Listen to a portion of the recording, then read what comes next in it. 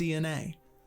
This fascination with her genetics and the power that it may hold led her to seek out the old ways of the Blood Hunters. This new gift is where Bianca feels she'll truly start living. Her call to adventure, discovering her past, and hunting her mark has finally begun. Cecily has spent her entire life either in foster care or fending for herself on the streets. Seemingly nothing has worked out in her favor in her short 15 years of life. But one day, during an emotional breaking point, Cecily suddenly and unknowingly unlocked magical powers within herself. She caused quite a mess, and now, confronted with all sorts of questions about her abilities and purpose, she finds herself on the streets once again, running from what she's done. Her sorcerer powers continue to grow, much to her surprise, but she still has no idea where they came from or how to own them. Ironically, though, she's been pretty lucky lately. She's avoided trouble for the most part, and has actually started to feel okay. It's almost as if the luck she never got as a kid is finally coming back around. If only she was in control of it. Desmond O'Malley is a peculiar Dragonborn, to say the least. In a world where the destinies of all Dragonborn are decided by the beacons of good and evil, Bahamut and Tiamat respectively, Desmond's short path has been an unusual one. One that is filled with chaos, uncertainty, and maybe a bit too much competition for his own good. After being forced to travel from town to town in order to make his living as a thief on the streets, Desmond found what he believed to be his home in the fighting pits of Water's Wake. The same fighting pits where he became known as the Bronze Shiv. While living as a fighter, Desmond was given the opportunity in which he was told that he should throw a match in the ring. He would be gifted information that may help him find his destiny and what it was truly meant to be. But if he didn't, there would be grave, grave consequences. Rather than follow blindly down a path given to him, Desmond chose to uproot his life once more in order to forge his own destiny, as he had done all his life. Ashima Peregrine, the dedicated and aloof monk of the Tongwu Path religion, came to the party from a faraway nation, the nation of Loshar. He arrived in Summer's Rest with his curiously silent master to practice empathy for the world through exploration and the teachings of harmony to all creatures. Although Ashima's short stature and halfling carefree demeanor portray him as naive in the eyes of some, he is quietly believed to be the 11th reincarnation of the great teacher and founder of the Tongwu Path by the ranks of his monastic order. The student robes that he wears represents what he still has to relearn in this life before becoming a teacher to his people again. While his meditation upon the cyclical nature of ki and shadowboxing have always persisted in his life, his path has taken a fork in the recent days. After getting arrested in a mistaken situation while trying to help his friend Bianca, Ashima has been thrust into a group of misfits and young minds. Although trapped in a group, Ashima is always and will always embrace the ebb and flow of fate, and sees this as an opportunity to console the members of his party with guidance and faith. Powasa Inoa, or Po for short, is a water genasi who grew up in the comforts of Water's Wake.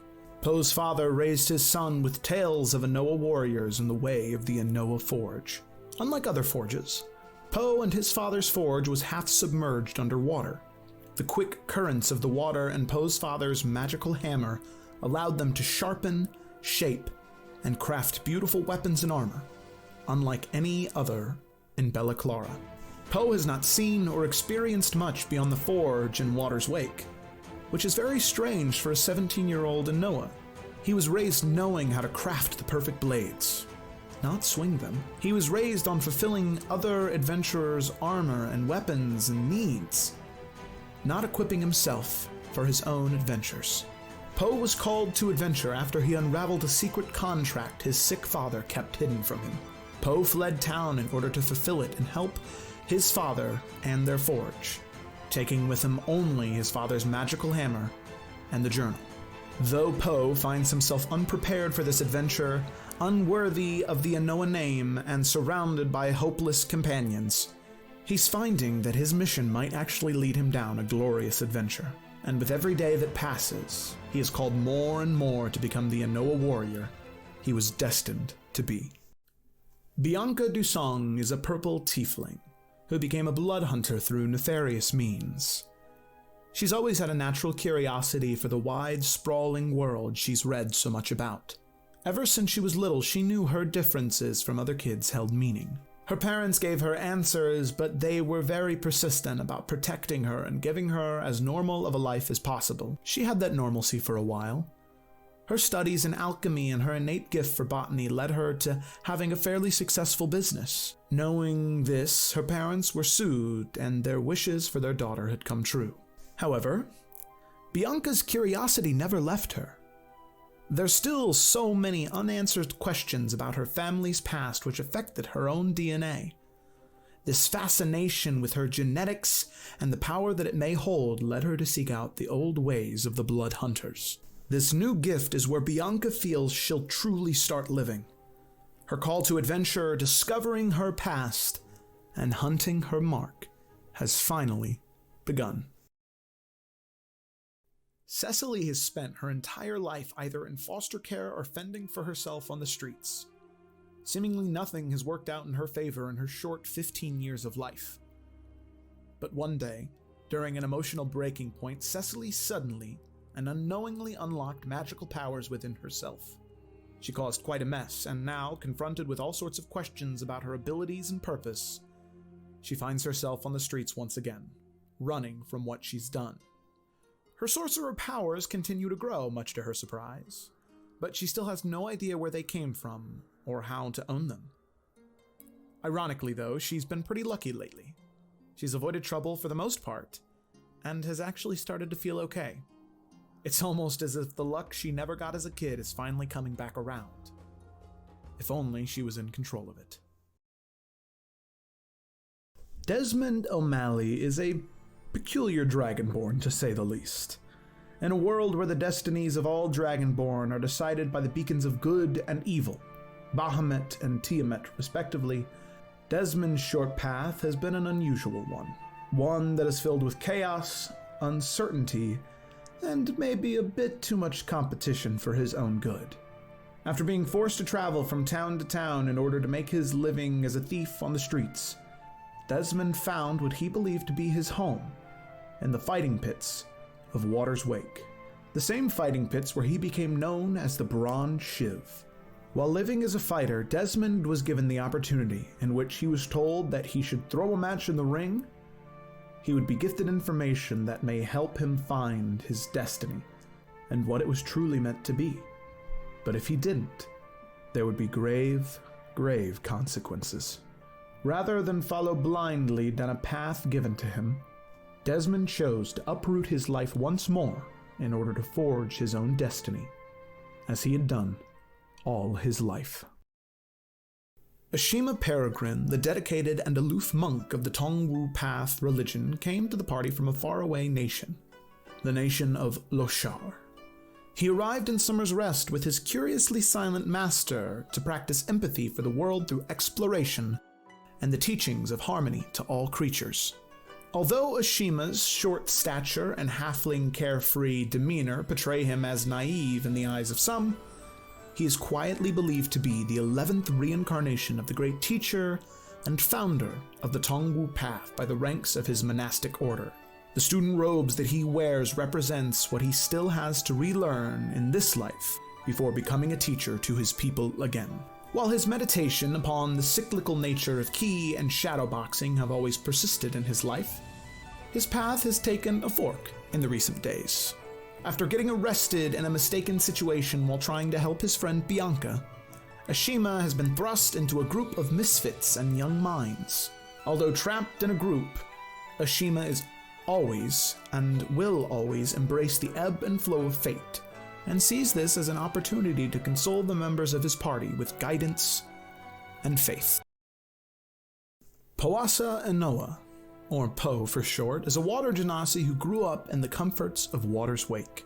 Po's father raised his son with tales of Enoa warriors in the way of the Enoa Forge.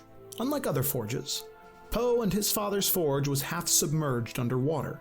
The quick currents of the water and Poe's father's magical hammer allowed them to sharpen, shape, and craft beautiful weapons and armor, unlike any other in Bella Clara. Poe has not seen or experienced much beyond the forge in Water's Wake, which is very strange for a 17-year-old in Noah. He was raised knowing how to craft the perfect blades, not swing them. He was raised on fulfilling other adventurers' armor and weapons and needs, not equipping himself for his own adventures. Poe was called to adventure after he unraveled a secret contract his sick father kept hidden from him. Poe fled town in order to fulfill it and help his father and their forge, taking with him only his father's magical hammer and the journal. Though Poe finds himself unprepared for this adventure, unworthy of the Anoa name and surrounded by hopeless companions, he's finding that his mission might actually lead him down a glorious adventure. And with every day that passes, he is called more and more to become the Anoa warrior he was destined to be. Bianca Dusong is a purple tiefling who became a blood hunter through nefarious means. She's always had a natural curiosity for the wide, sprawling world she's read so much about. Ever since she was little, she knew her differences from other kids held meaning. Her parents gave her answers, but they were very persistent about protecting her and giving her as normal of a life as possible. She had that normalcy for a while.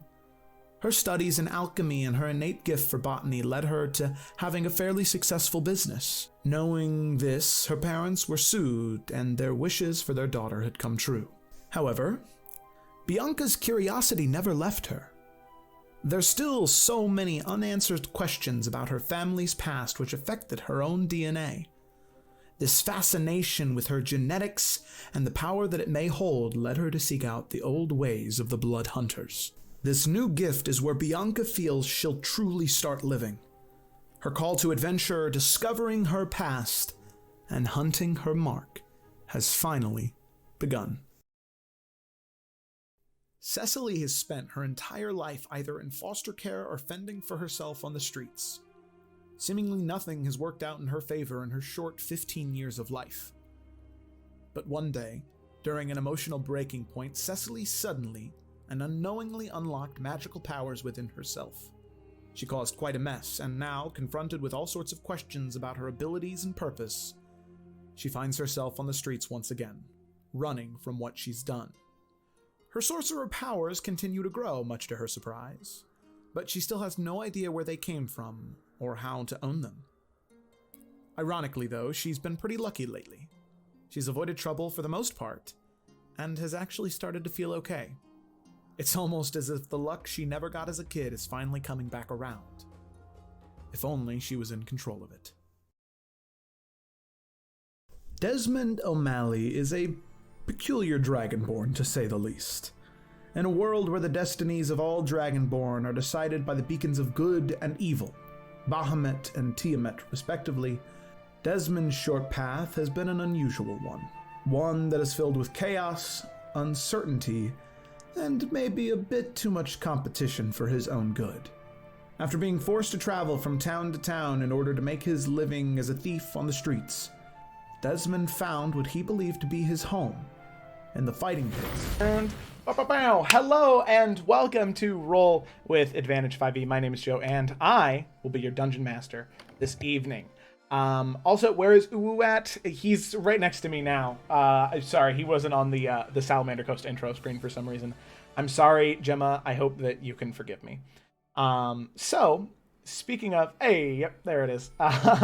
So, speaking of Gemma, as with the beginning of every session that we do here, a big shout out. No forgiveness. Oh, wow. A big shout out to our artists of Lisa, Gemma, Andy, and PT Dat. All of them doing different collections of artwork for the show. Andy, the one being the artist who did the little character arts down there.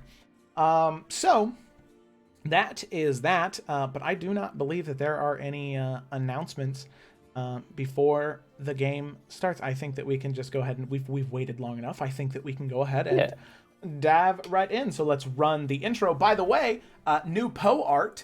as you can see from the Poe slide over there, and then the Poe down there next to Bianca, and also the Poe art that you're about to see in the intro. So let's go and roll it.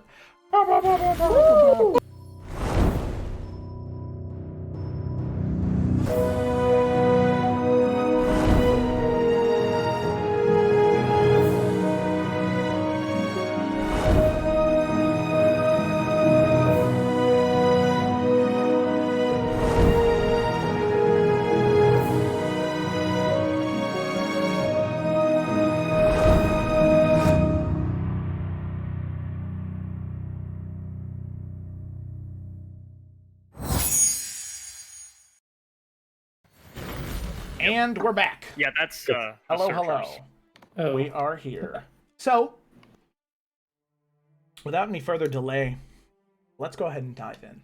So, last we had left off our group of wayward souls stranded away in the wilderness. Well, at least for the time being, they were. Last we had left off them.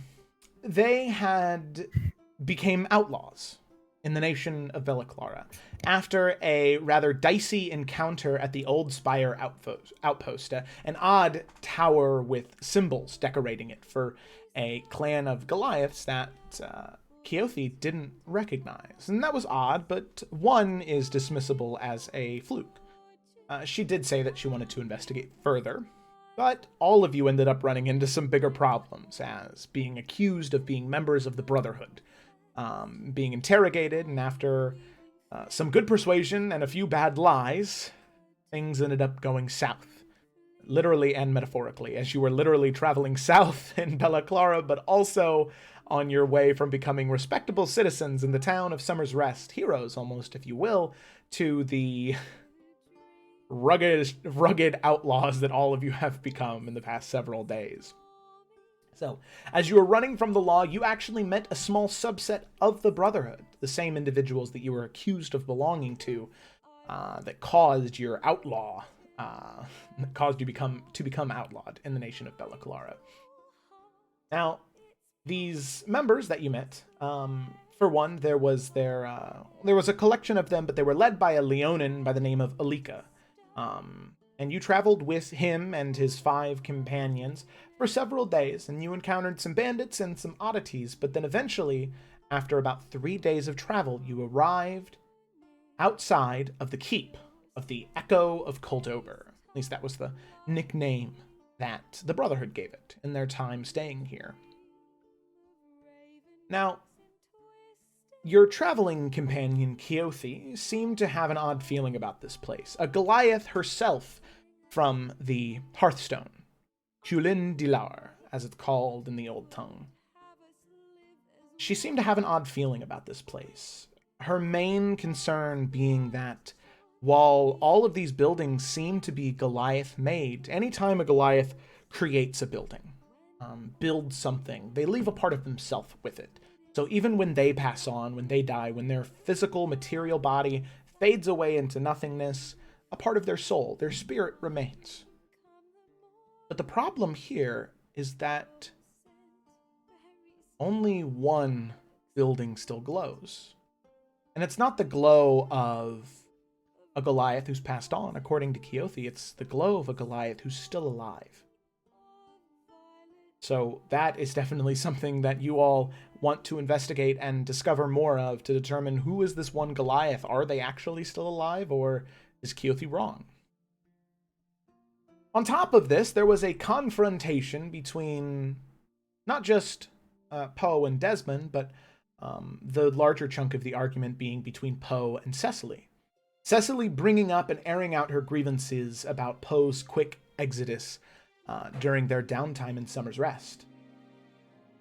The back and forth goes on for a while, and while towards the end, it definitely seems like nothing is fixed, but certain things are on the mend, and you can tell that their relationship, provided honesty is maintained and Poe never leaves again, because we all know what's going to happen when Poe leaves again, if he leaves again, not when, if. Hopefully the threat was enough. But after airing out those grievances, their relationship seems to be on the mend.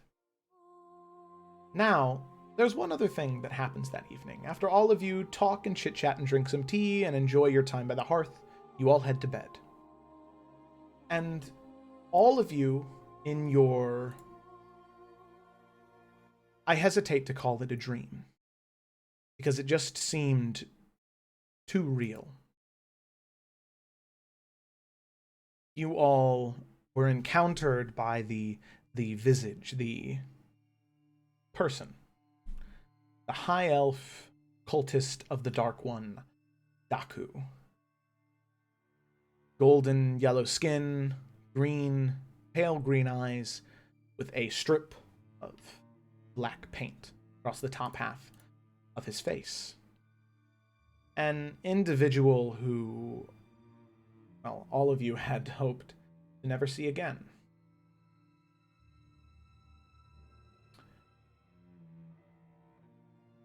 But, sadly, it seems as though your fates are intertwined. As in that nightmare he comes to you, all of you petrified, frozen in abyssal darkness. He laughs as if it were a party. So happy to see you again, he says. He warns you and almost invites you to come see him in the place in the echo of Coldober where you were probably told not to go. He wants to see his friends again, because according to him, it's been too long, and he can't wait to see all of you. He also seemed upset that Ashima and Desmond destroyed the gift that they had received.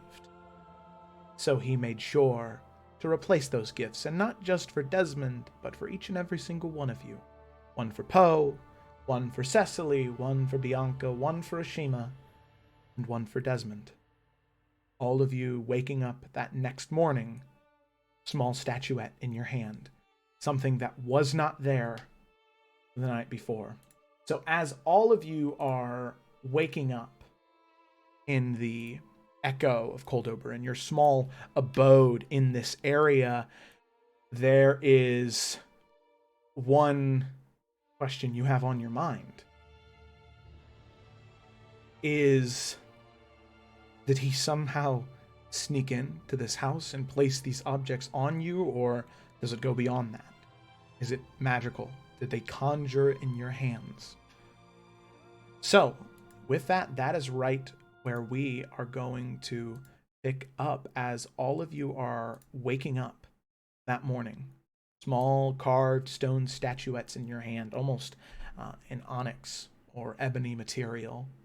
Solid, dense, heavy. The small statue, the size of your palm, weighing maybe 15 pounds, 20 pounds. So, as all of you are waking up, you sort of groggy-eyed look to one another in a bit of a panic, holding those statues. You can see that Keothi, on her cot that is much too small for her, she's still sound asleep. So, as the five of you wake up, looking towards one and other, what would you like to do? Shima is going to kind of take initiative here. He was troubled by other dreams last night, and so he did not sleep well. So he's going to launch out of bed and usher everybody up. I don't think fire will work this time to destroy them. We must find a way immediately. Get them up. Be rid of these cursed things as quickly as we can.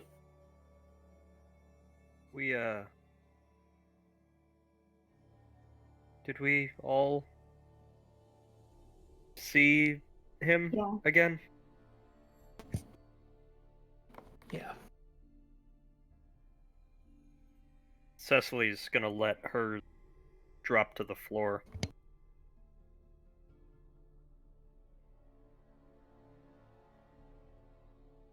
Oh, do you know what would break this? Or at least destroy it? Or...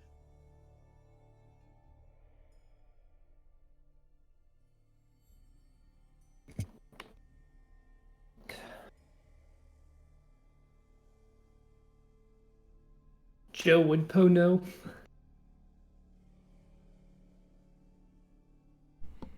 Sorry, what was that? Would Poe know how to break like the obsidian or onyx statue, or how to destroy that material at least?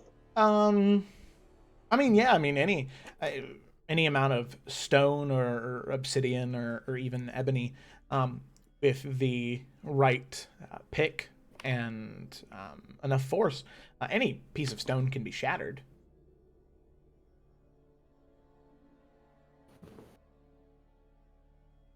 It shouldn't be hard to destroy it, especially, I mean, with enough force.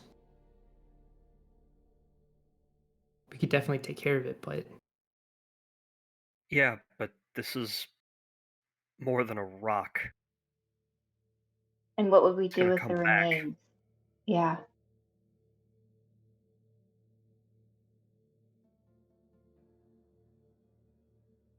We can't leave them around for someone to find. Well, maybe we should keep them Far on too us, dangerous. We've seen this.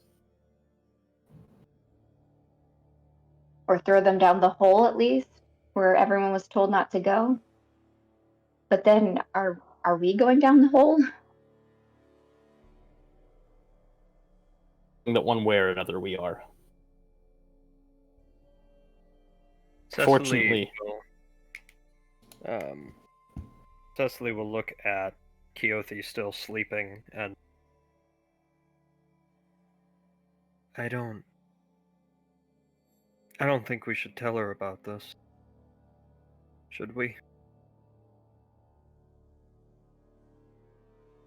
Well, needs to know what she's getting into. Yeah, but Master Janor said that the reason we're involved is because we know too much. So if we tell her, then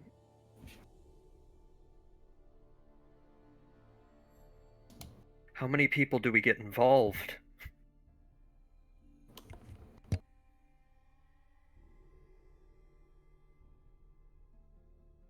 well, I'm if worried that her fate is already tied to ours. that might be the weave, whatever people are saying. But also, we can't leave her alone. Like, Ashima knows, but like, she can't be alone here. And I mean, I guess me or Ashima or someone could stay behind with her, but then that doesn't take care of everything. Like, does it? And is it good to split up?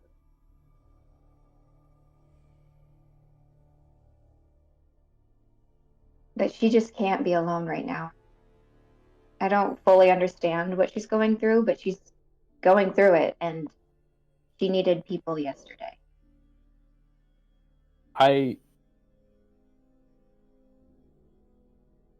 Including the one that we had of Daku, I had several last night. In meditating on their purpose, all of them were gruesomely violent and disturbing. But they had just as much of a reason to visit me last night as Daku. These were of good omen, though. I talk about them some other time. For now, I know that we must stick together and be resolute more than anything.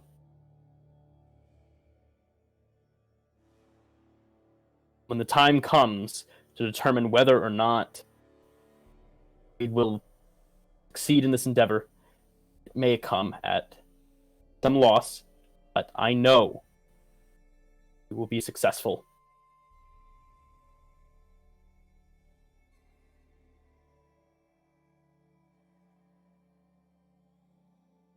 I understand what you're saying, though, Cecily. It's hard to know something terrible and then get someone involved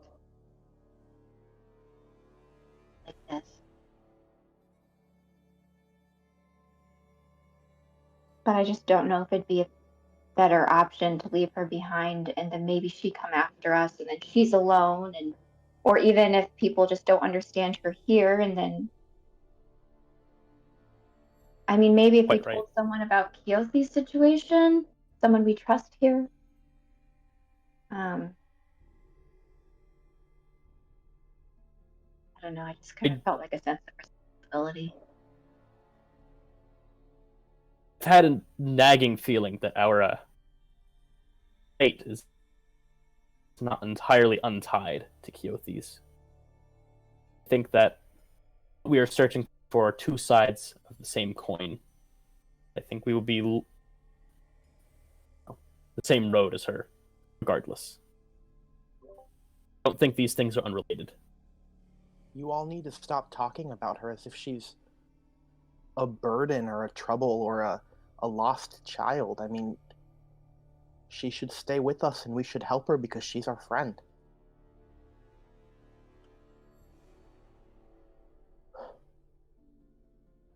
That And friends don't keep secrets from this each is other. true.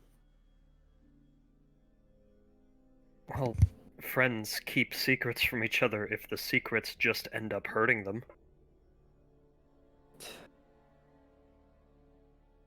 No, I think even then, secrets always end up being found out, and keeping them from your friends especially would be not the right thing to do. I think she has a right to know. I Are we mean, all I just agreed know then? that if yeah, I think so.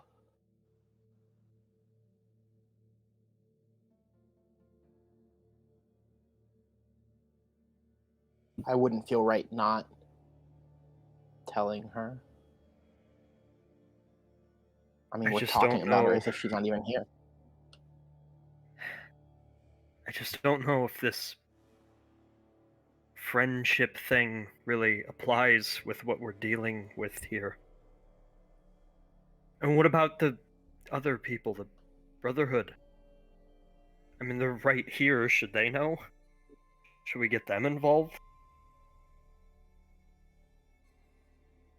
I don't know. Because they said they've lost people down there. So maybe they are already involved. I don't, maybe they do know and they told us to stay away, trying to keep us from being involved. You know, maybe they're doing exactly what we're doing, trying to like everyone, no one talking because everyone wants to protect each other. There are too many variables at play to get the Brotherhood involved. But then what are we going to say when we're missing? And, you know, we were going to tell them we were missing, like when we leave. Oh my God. Because then they could come I think we looking have for time. us.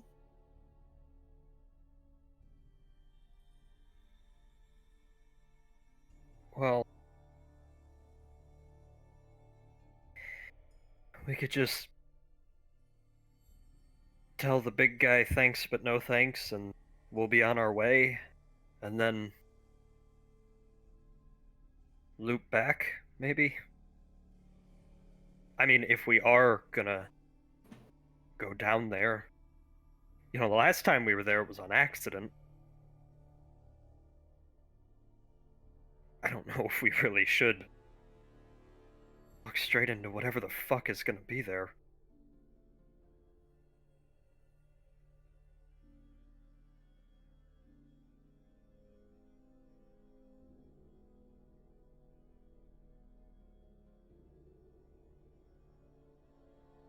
Look, I don't quite know how powerful my limits are, or how powerful Master Janor was, but I shock people on accident times. And he could probably blink and an entire fucking forest would be gone. And he's scared of these people.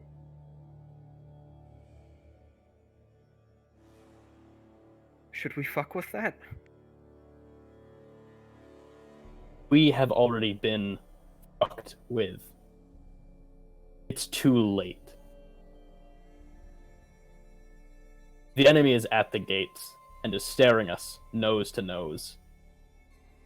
We can run and die. We can face it. And at least have a chance. I think that if we decided that we should tell Keothi, she should be part of the decision if we go, because this really should include, you know. I don't Fuck. want to choose someone else's, because like maybe we tell her and she doesn't want to go. I mean, does everyone want? Do we all even want to go? I turned my Right. back on the evil previously, and I won't do it again.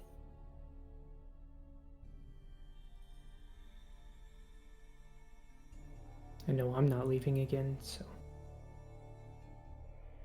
And I think we're all more involved than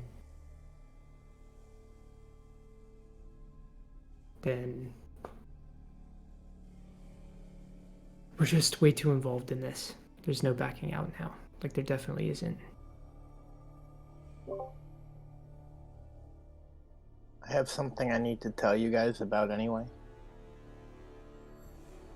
Okay. Whatever this thing is, I think it's this entire time had a little bit of a hold on me. It's like this creeping, chilling feeling that you just can't shake. Like at the top of my spine and the base of my skull. It's like it's always there. Sometimes it's faint, but I don't know if there's any getting away from this.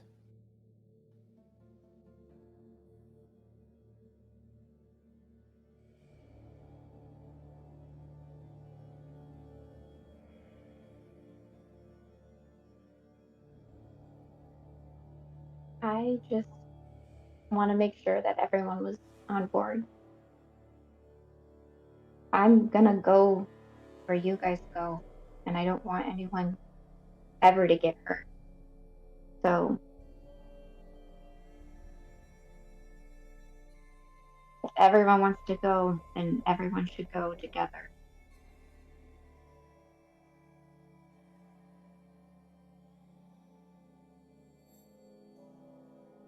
Well,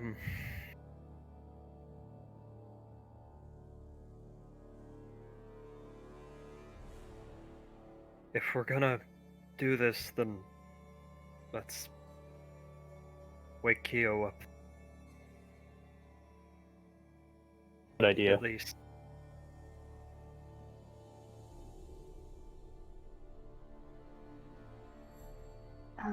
Bianca will go and gently, like, wake Keothi by like moving her shoulder. Oh, Hey, hello.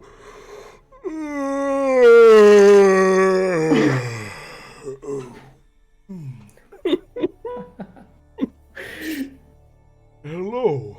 I'm sorry. Did I oversleep? Are we? no, we all just had a bad night's rest, but there's something. You let yourself wake up a bit, but there's something we need to talk about. Kind of important. Yes. Yeah, I don't know how much it will help, but in my home, I've been saving them for a special event because they only grow in my home. But it's a treat that I like to give myself when I'm away, and it helps me feel better about things. And you see her kind of reach into one of her small satchels right along her belt, under the back half, and she reaches out and she pulls out these little berries. They're like vibrant purple, but you can see that there's definitely some magical quality to them because they almost kind of have like a almost like an aurora borealis, like trapped in a little ball, but it's like the size of a blueberry. And you can see there's maybe like 20 in this bag, and she kind of takes one out and eats one. Would you like one? I don't know if they're quite for non-Goliaths, but you all are my friends, and it makes me feel better, so maybe it will make you feel better. Oh, I'd love to try one.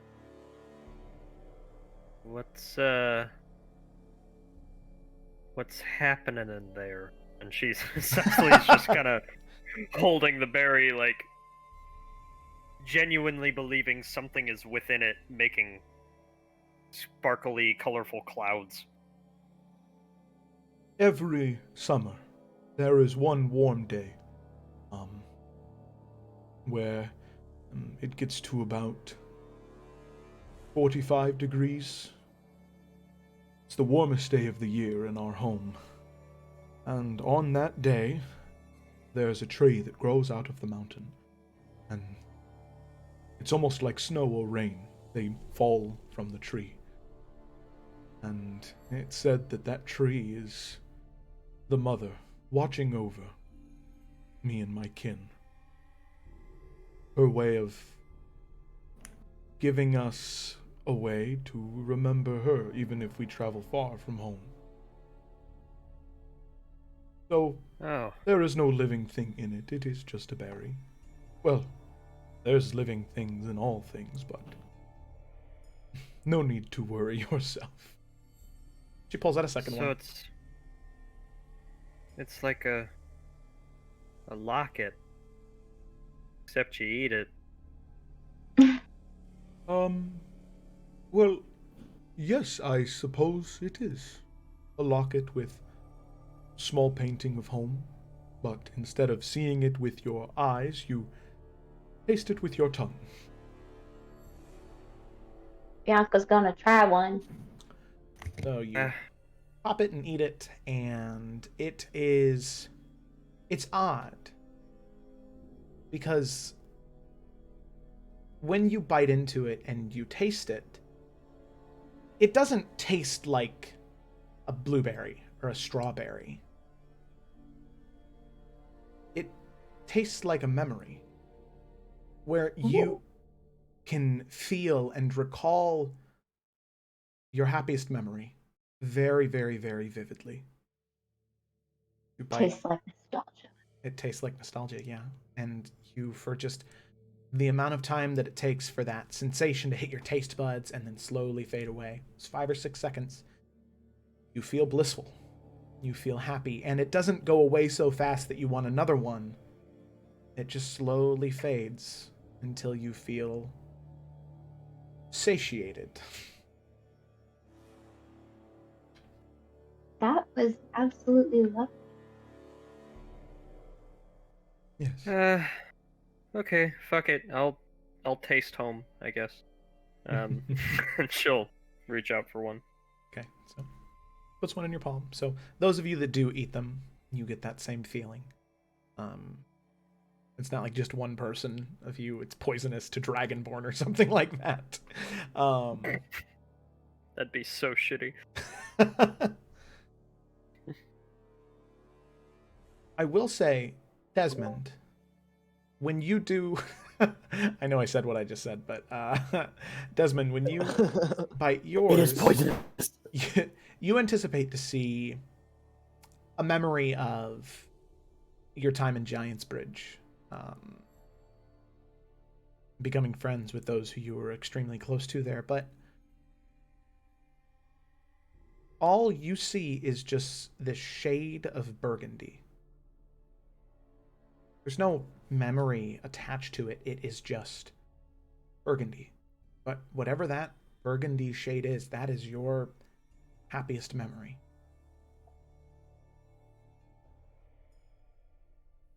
Damn.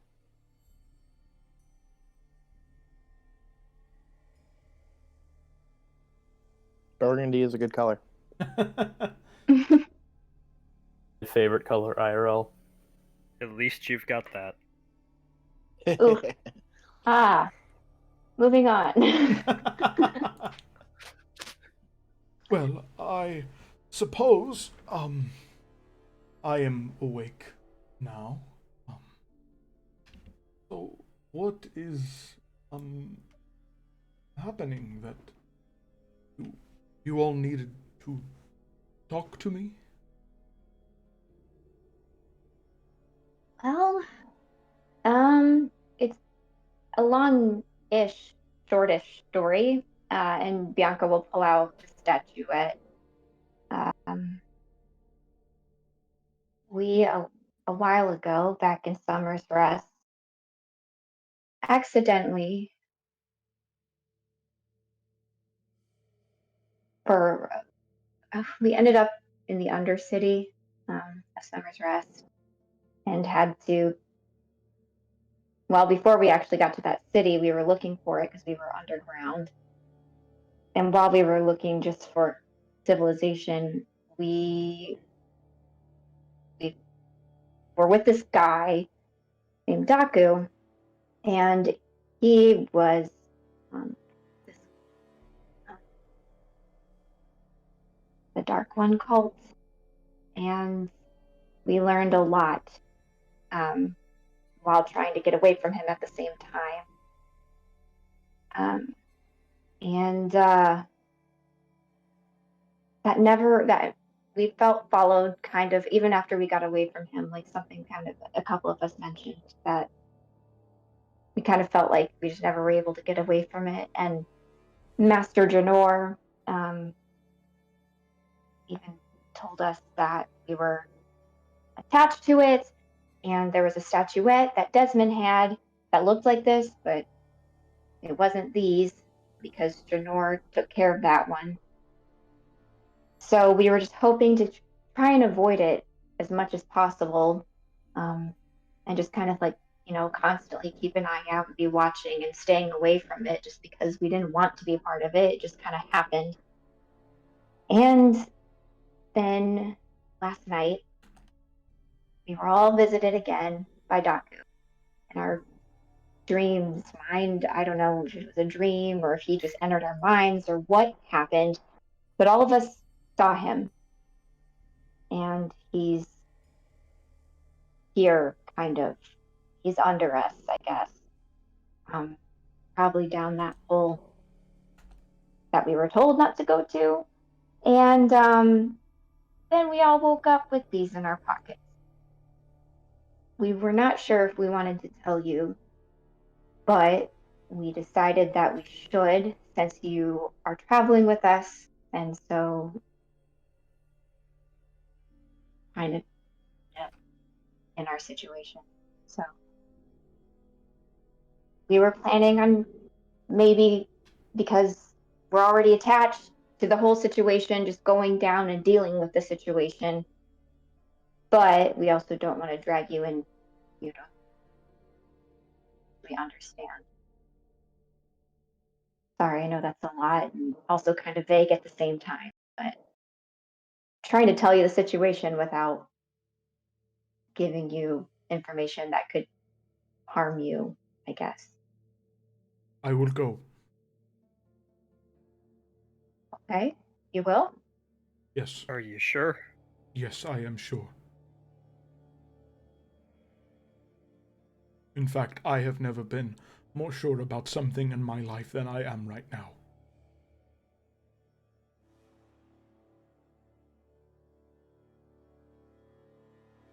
Okay.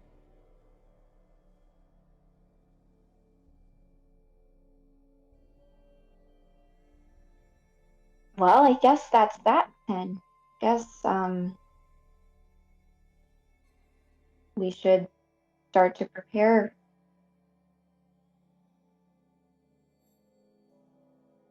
And Bianca's gonna kind of look around and just see everyone's vibe. What's the vibe, y'all? Keothi is Negative. a powder keg about to explode. Oh damn.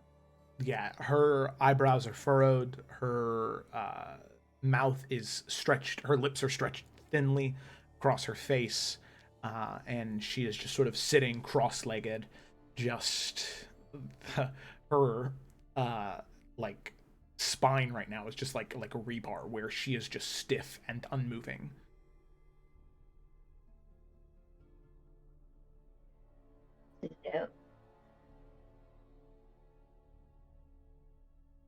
Shima's kind of making the face that somebody does right before the gun fires on the track and you start running.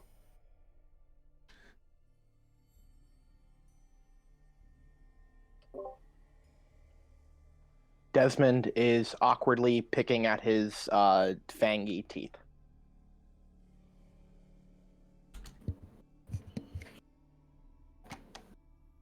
Poe just looks. I mean, definitely looks worried. 100%. Kind of fidgeting with some of his things. Just kind of worried.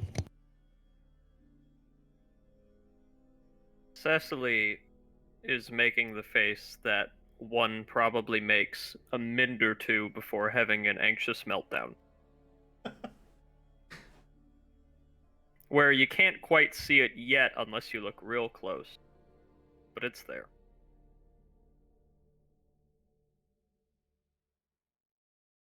Well, gathering all that information, Bianca's gonna get up. Okay, everyone kind of just start getting ready with what we need. If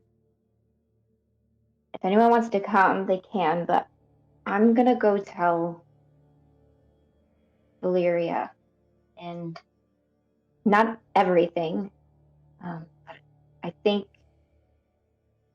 she at least needs to know that we're going in after something to take care of something, not because, like, on the off chance she knows about this, it's going to look really suspicious if we're going down there and not telling anyone. So I think someone needs to know we're going down there for a purpose that's not malicious, I guess. I think that's wise. Okay, and I'll pick up some stuff too. If anyone needs to pick up anything or wants me to go get something for them.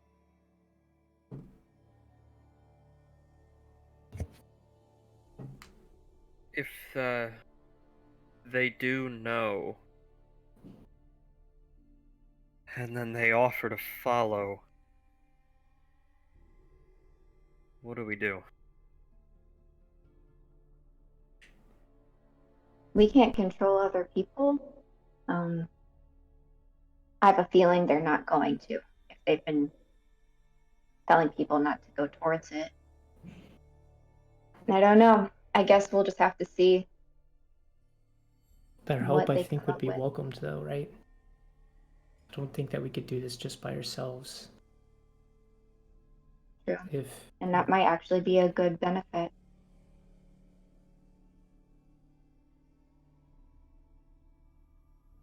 Do you want to come with me, Poe? Yeah, I think I'll go. I have some ideas on things that we should pick up too, so.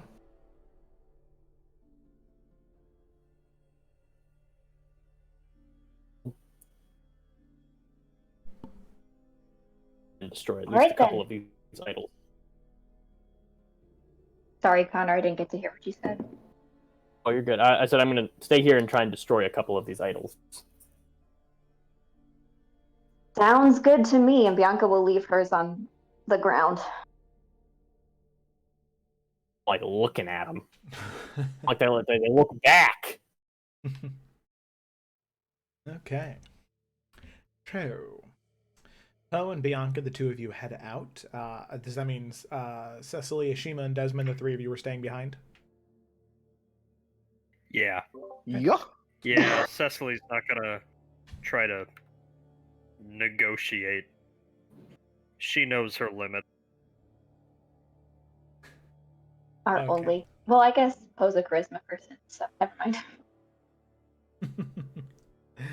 Yeah, if Alright. anyone's going. Yeah. Gonna send a delegate. That's the guy. We'll see how that goes. If Cecily wants It's to worked out in help the past. Desmond with something, I need some help gathering a couple of things to try to do something real quick too. She will gladly take the Well, if she knows. distraction. Okay. She doesn't Sweet. want to look at those things anymore, so. Okay.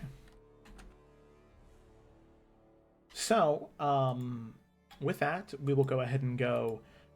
Right, just so as I can get things clear, Desmond, Cecily, gonna run some errands to do something. Bianca, Poe, you are going to go run some errands and then go talk to Valeria, the huntress, the leader of the Brotherhood, right? Yeah. Yeah. Okay. Yep. And then Ashima, you are staying to try and destroy those idols, right? He went to the restroom. I realize that now. Okay. All right. So I think that is what it was last decided. He might be gathering things at home too. Okay. Alrighty. Keothi is going to stay with Ashima. So first things first, we're going to go Cecily, Desmond. So Cecily, Desmond, specifically Desmond, because you're the one who needed to gather stuff. What are you trying to gather?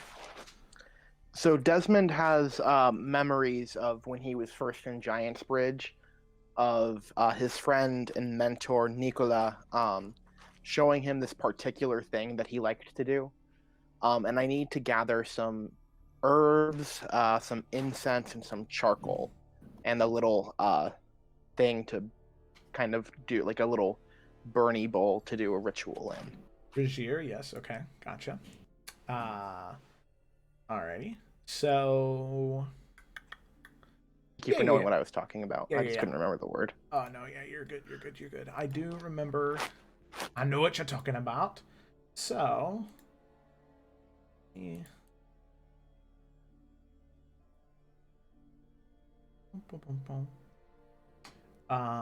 Okay. So let me look up something real quick. I know what your I know what's going on here.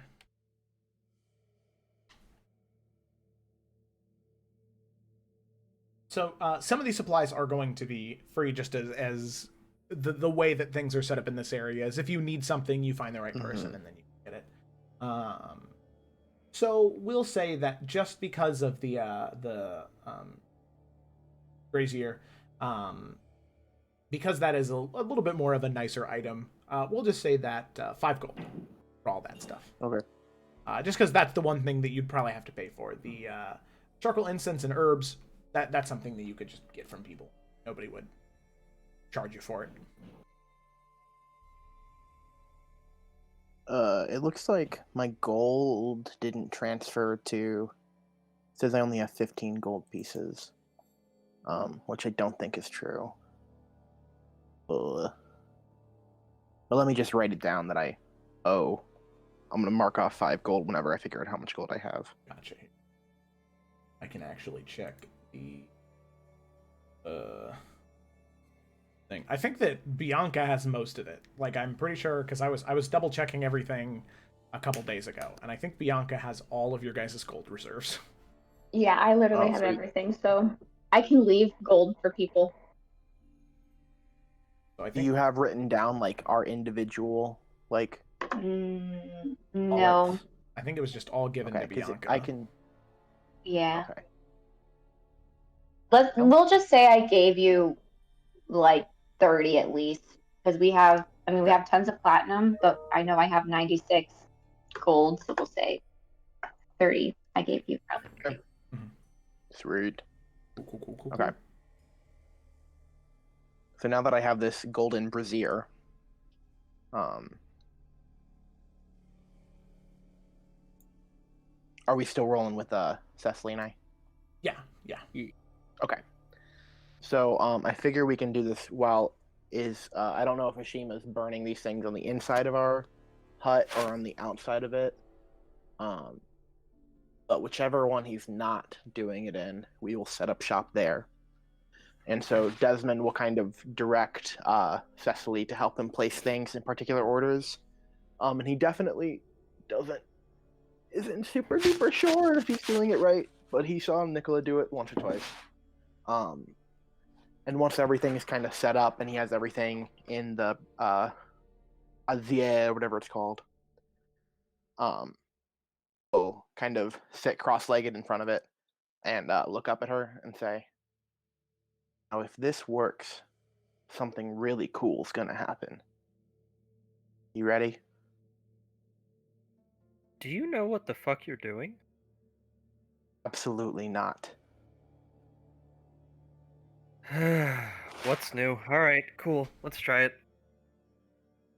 So I'm gonna reach into my bag and get out my, I don't know, flint and steel or whatever, and I'm gonna and start to burn this little pile of kind of dusted charcoal, incense, and these herbs, and it kind of bursts into a little bit of a flame, and then the color of the fire kind of bursts a couple of times, kind of changing shades, and little wisps of smoke kind of come in, and before us you see kind of emerging from the smoke and the fire, a little form starts to come, little paws come out, a little head, and a little body kind of forms onto the ground, poofy tail, and you see before you is a really adorable little skunk.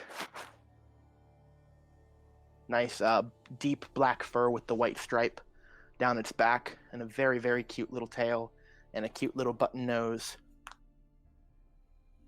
And when it comes there, Desmond's gonna put his hands to his maw, I guess, and he's gonna say, "It's a skunk."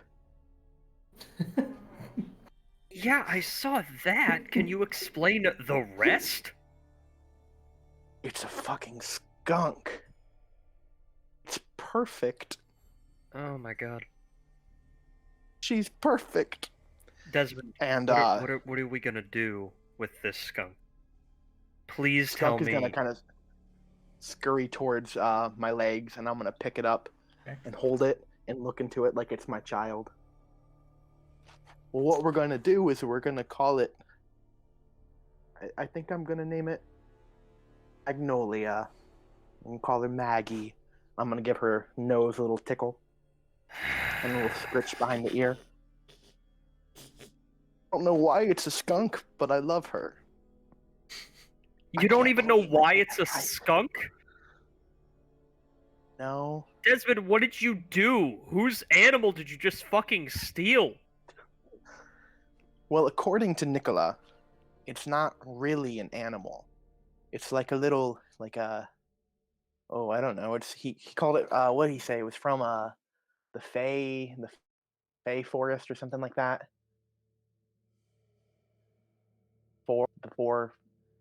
The Phi forest. I don't know, something like that. And it's this little like fairy kind of guy who just kind of pops up, and they take a form of an animal. Isn't she adorable? I'm just gonna cuddle her into my arms. And she gives off not a great smell. She's not spraying at all, but you know, skunks just kind of smell kind of bad. Then I'm gonna hold her up by like her armpits, like Simba style, and like shove her into Cecily's face and be like, "Do you want to hold her?" Not at all. Hold it. No. Hold her. Hold her. No, And I'm just gonna thrust her into fuck. Cecily's lap. Alright. I'll just...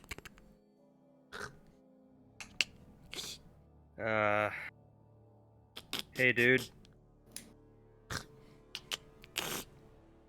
See the Her skunk name just kind is of Maggie. looking at you, wide-eyed. If a skunk could smile, it is. Seems very happy.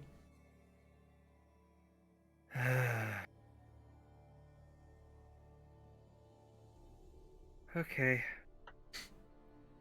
If this makes you feel better, Desmond. Go ahead, I guess. Go ahead, I already did. I'm gonna pull her back. And it's practical as well. You know how many people just like either ooh and ah or get the hell out of the way of animals?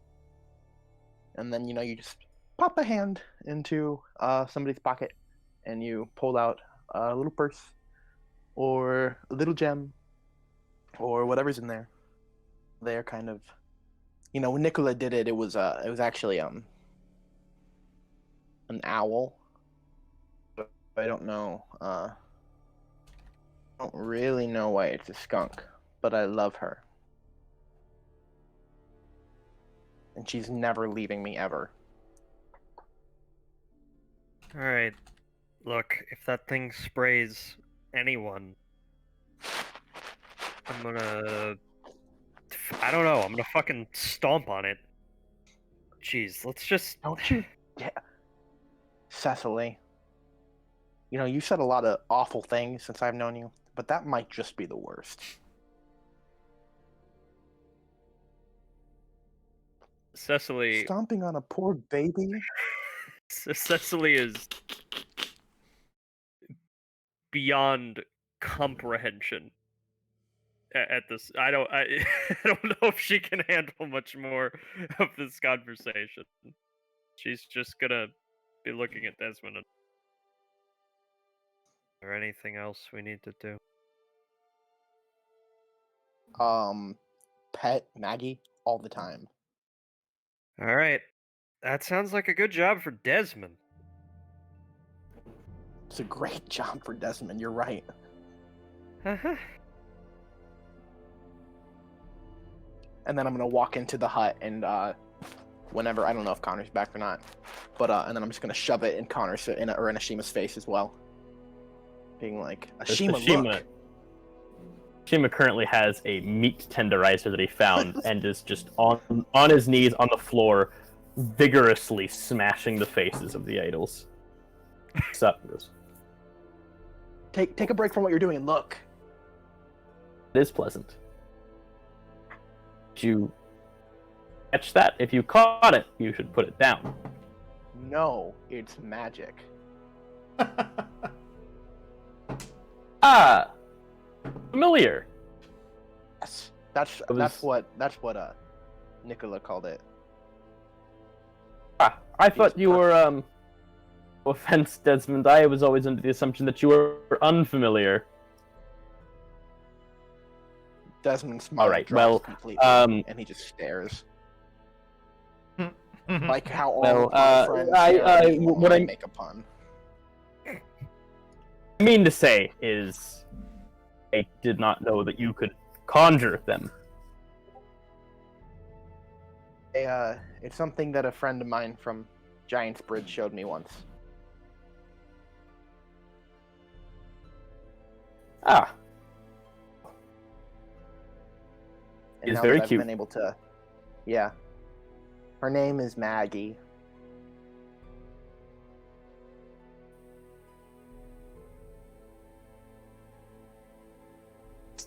his head. So, Maggie, and he'll just snap right back to smashing the idols vigorously. That's a good cartoon moment. Which, by the way, Ashima, is having no effect on the stone. No matter how many times you slam at it with your quarterstaff, your fist, a mallet, even if you were to find a small pick, nothing is chipping away at the dense stone that these statues is made of. I'm sure he's got like a scattering of tools that he's just found around the room. Oh, yeah. Maybe like a trowel, and there's like one tool you're not really sure. It's got spinny parts to it. He's just tried everything in the room. And after this next round, he'll just kind of lean back and sit, cross his legs, the meat tenderizer down. Whew, well, if nothing else.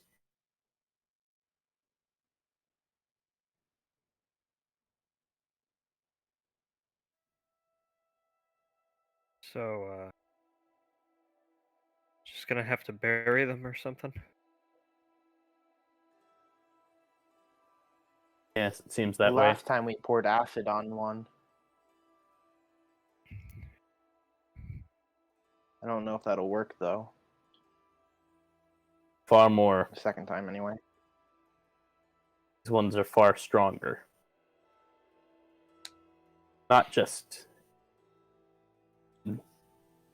stone itself, but still whatever presence,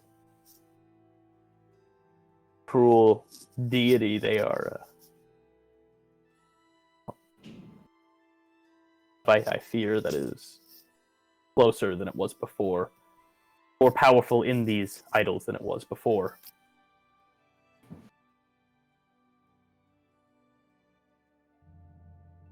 We should hide these now. A location that we can find them again. That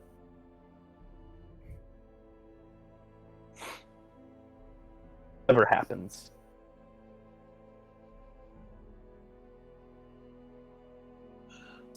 Well, I just don't know.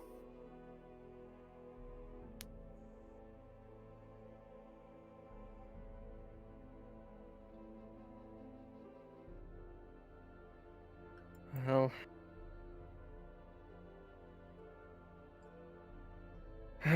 okay. I guess I'll just be here then for a while till we're ready to.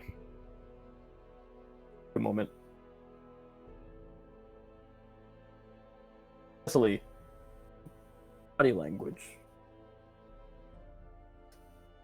Skunk familiar, do you?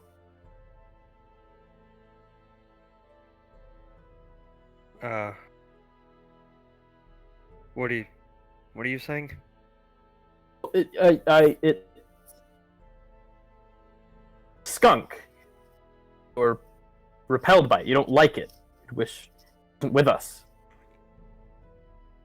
Well, it fucking Please, smells. be honest.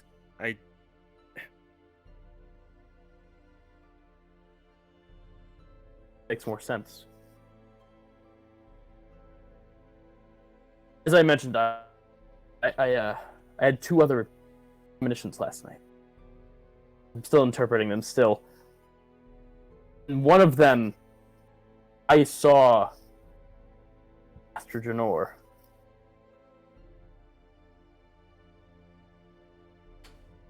And it was the strangest thing at the time, simply a fancy of the night, but now it makes more sense to me.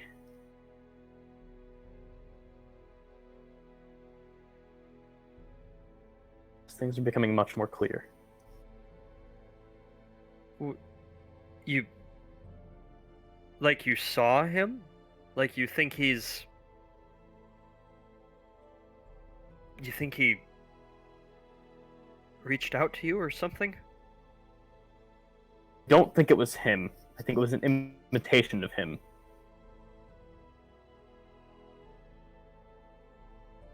Kings have it. It would have been perhaps something from the Fae or Harmony, Divine, who knows? The key manifesting itself in transient vision? I don't know. Maybe it was just a dream. I often read too much into them, but this one was different. Every once in a while, we all have dreams. Mean something. No matter how ridiculous. Trust this familiar to lead us. I think it'll help us find where way to go.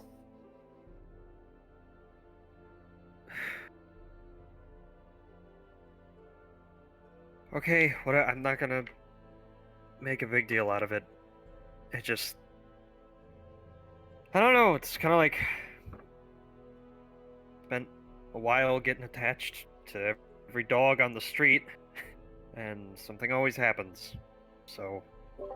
Hey, it's different. This one can't die. It can't die? I mean, this form of it can, but I can just bring it back. But it's not quite of this world.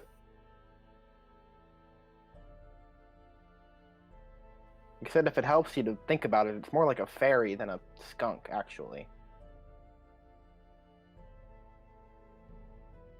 Yes, actually, that's closer to the truth.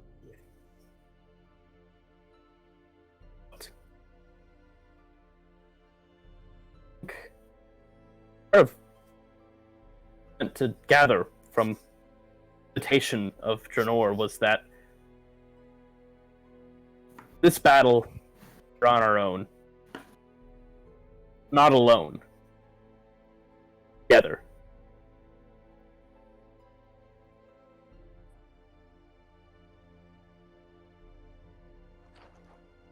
Yeah. Sometimes we must follow a skunk and not a raccoon. I'm not gonna ask what that meant. I'm just gonna go. And she'll just kind of walk away from the two of you and go sit somewhere. I'll look at Desmond and say to him, sometimes I don't know the meaning of these things, truly. Ask them because I often don't know the answer myself. I think it makes me feel better knowing that sometimes that you don't either.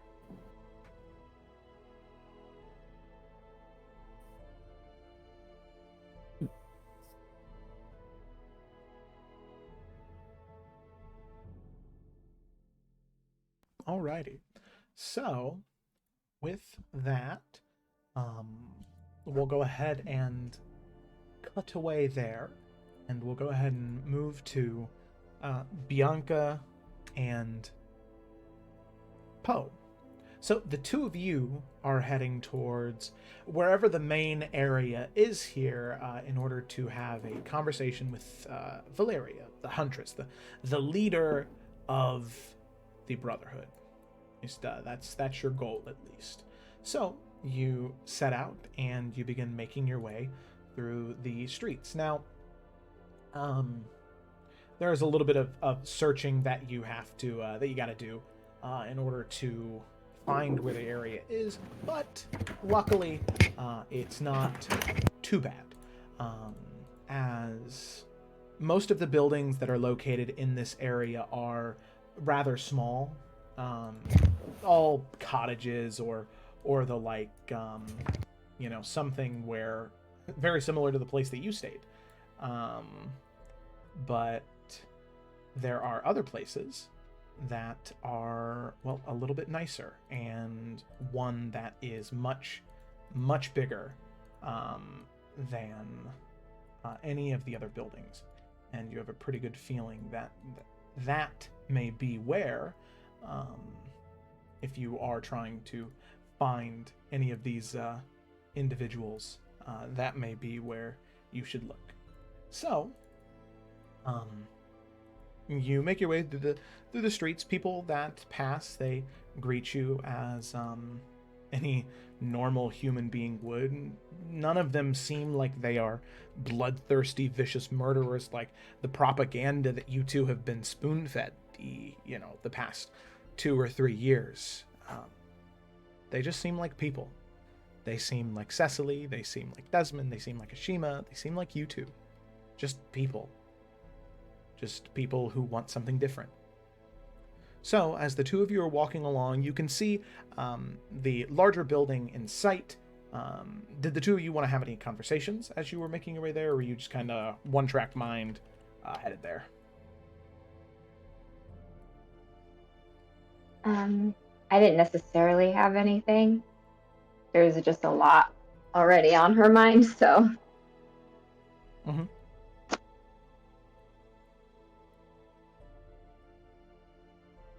Unless, Evan, you had something you wanted to say.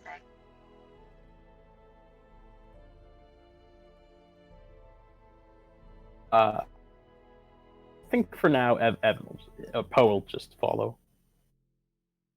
Okay. Alrighty. Sounds good. So the two of you continue to make your way in until eventually you do get to the area. So let me just real quick. There we go. Alrighty. So, making your way through the streets, as you make your way into this larger building, you can see that the area has been retrofitted, it seems, at least a little bit, to be more cohesive with what most people would typically expect from the interior of a building. As where your cottage was very shack-like, not shack-like, it was very bare. And very much an area just to stay warm. Nothing was decorated, nothing was tricked out, anything like that. But as you make your way into this larger building where you can see there are different soldiers going in and out, you can see that it's much closer representing, what you might even call a tavern, So, go and pull everybody here.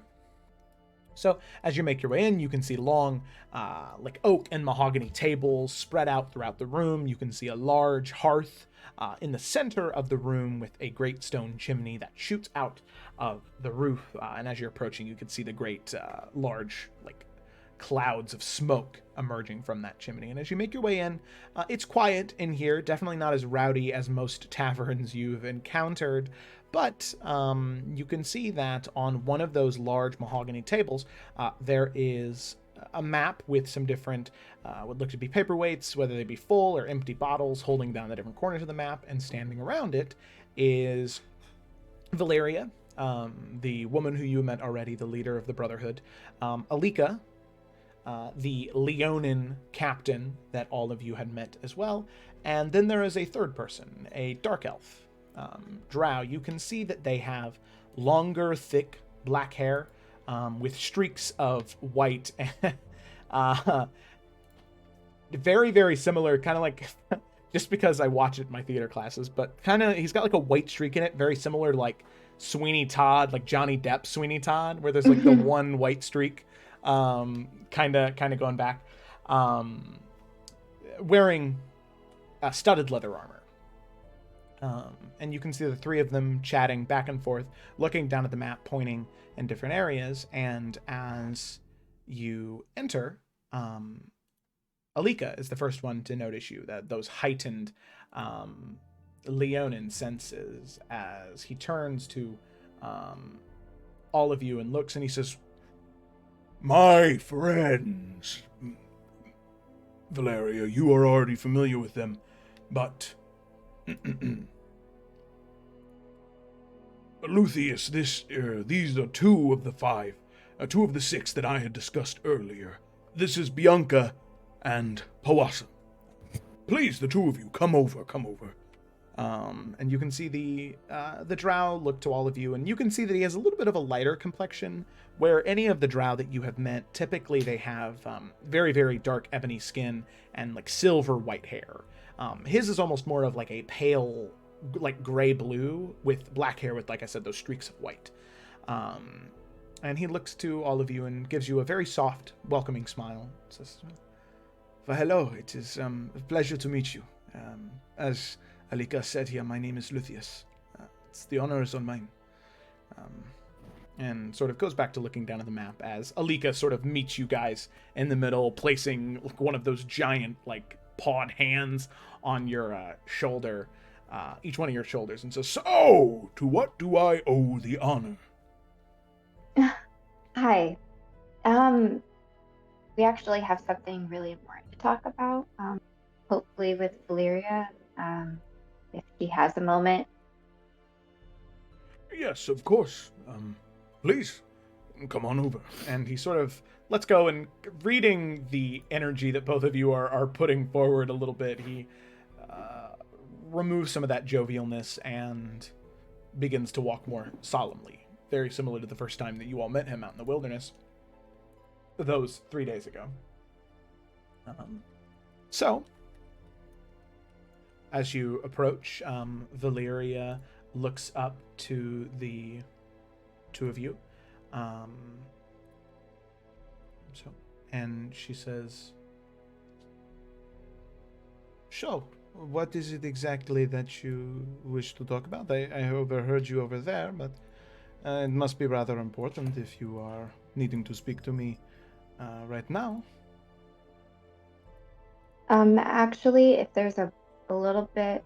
Actually, Joe, is there like no one else in this tavern at all, or is it like there's a couple other people? There's a couple other people. Just those three, and then maybe I'd say 4 or 5 others. Okay. We actually should probably talk about this in private. Alika, if you want to come too, that's fine. I don't think it's something that should be just talked about in the middle of anywhere. So Yes, well, if that is what you wish to do, seems as though there's some weight to this situation. Very well. The rest of you in here? Yes, you 4 over there. Leave. Go on. And you can see the 4 kind of. I had just like sat down to like drink and eat a little bit, but they all. All right. And they stand back up, putting back on their cloaks and their helmets, and they make their way back out until it's just you 2 and then the 3 of them: Valeria, Alika, and then Luthien.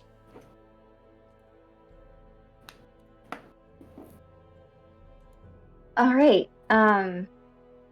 It's gonna be really hard to explain, but we just wanted you guys to know.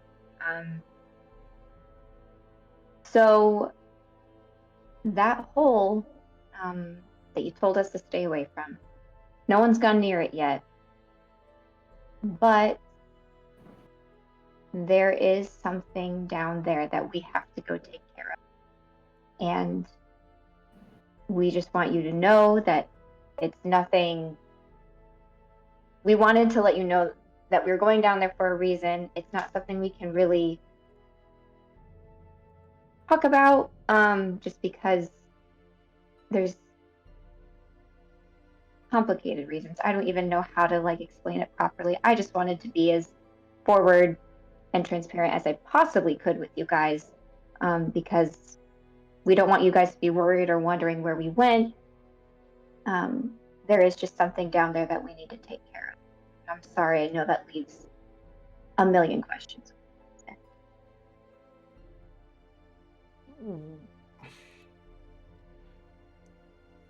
And you can see her kind of at a loss a little bit. Definitely a very puzzled look coming across her face as she says,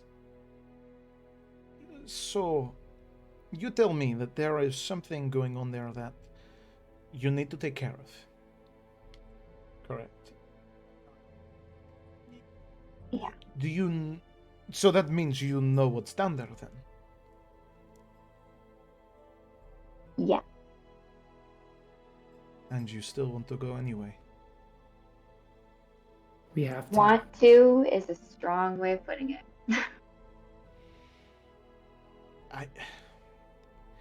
I do not know what reason would compel you to go down there, but I would like to have you take time to think this through. I have lost many, many, many good men and women trying to go through there, trying to find answers for what is down there. There's only one who's ever returned. And you can see her kind of give a side eye to the drow standing next to her on the opposite side of her, opposite of Alika. And you can see that he's definitely had some very, very. He's peering at the two of you behind some very, very thin eyes as he's squinting, just getting a read of the two of you. So you know what's down there then. You've kind of seen it. I'm going to show the show and share. Wait a second. Well, yeah. Yes, I have. Not much.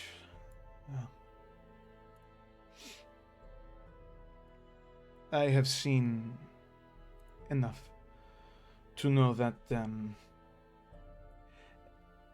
I would not recommend going down again. But I will tell you right now that if all of you plan on going down,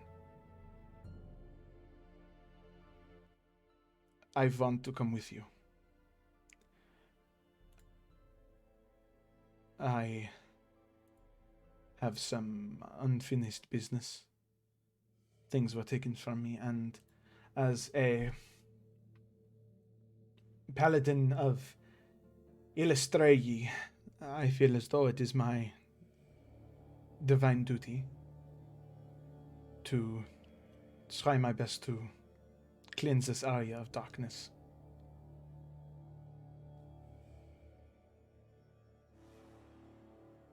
But you kind of understand what we mean of like, we want to tell you guys what's going on, but we also don't want to say too much to get people who shouldn't be involved, right? I understand. I do. More than you could know. Bianca's gonna look to Poe after learning some of this new information and kind of see what he's feeling.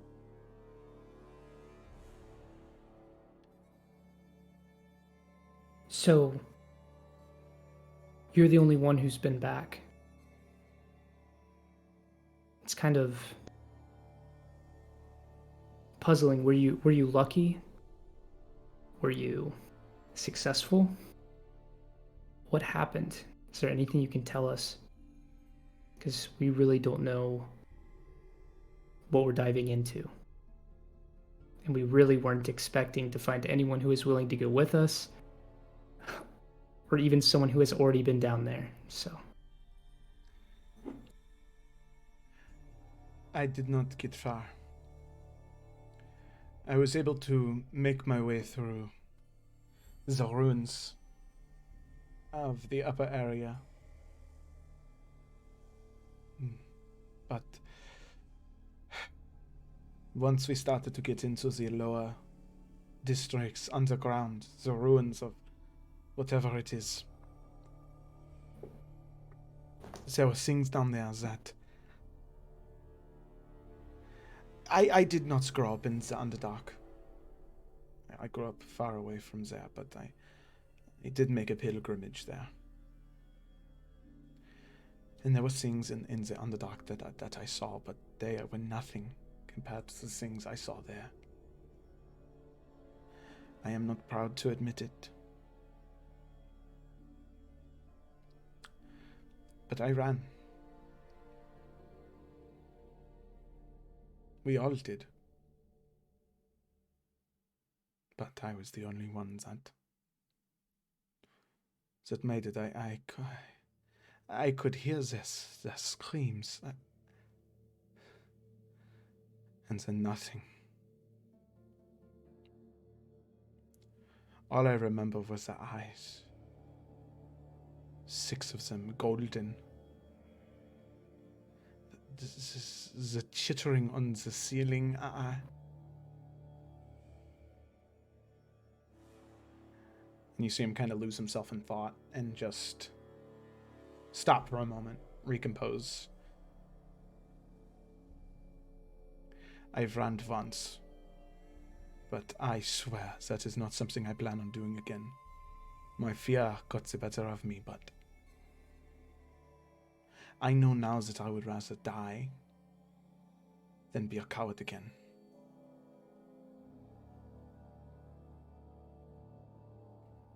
Well,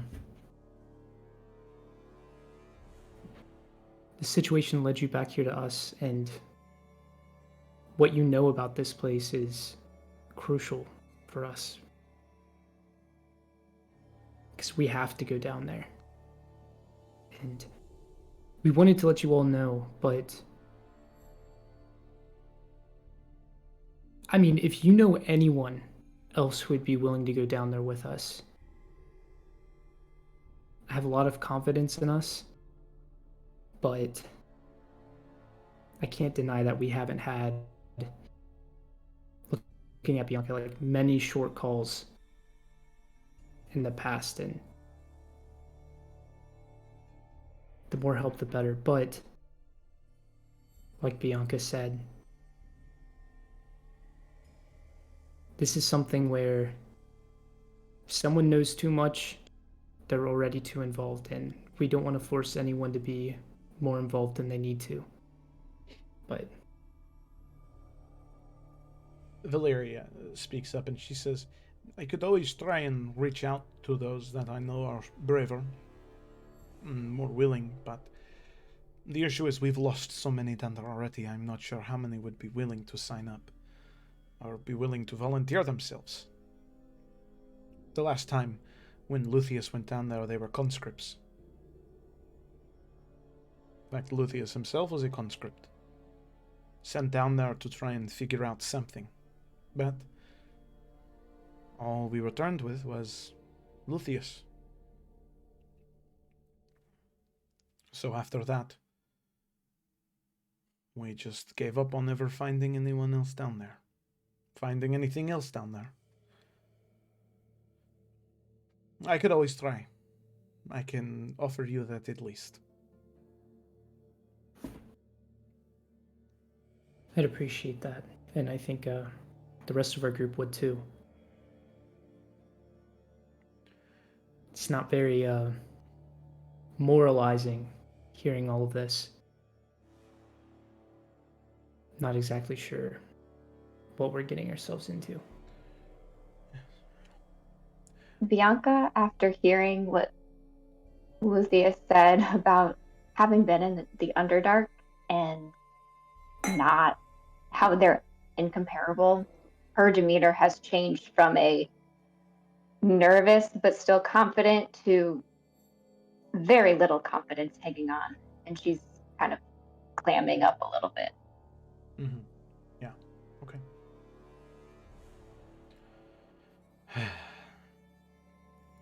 Give me until tomorrow morning, and I will see if I can find anything. Anyone that I can find, I promise you, I will keep here. And you come to me tomorrow morning. And whoever is here, you can take them with you. Thank you. Of course. All right. Well, we better start preparing. There's quite a few things we need. What do you say, Bianca? Yeah. Yep, let's get ready.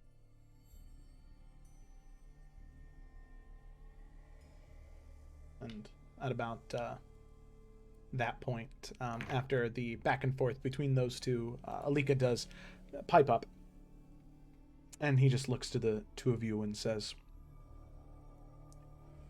Without the two of you, I would not be here. If you would have it of me, I will come with you. and you can see Valeria kind of look towards him and say, it is very noble of you, Alika, but we need you here. Remember, there are other things going on where we need you here. And Alika, Of course. Of course. My apologies, Huntress. she I sort really of... do. Oh, sorry. That's okay. She just sort of gives him a side-eyed glance.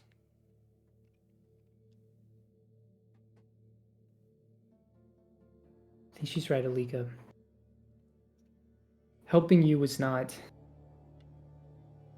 It's not a problem for us at all. It's nothing where you owe us anything. So, you guys have your mission. You guys have your duties and your obligations that you need to fulfill, and this is one of ours. So, we know it's asking a lot to have some of you come along with us. And so there's really no shame in that, in staying. Definitely not.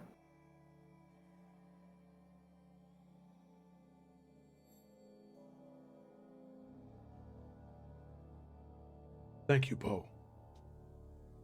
I appreciate the words of kindness.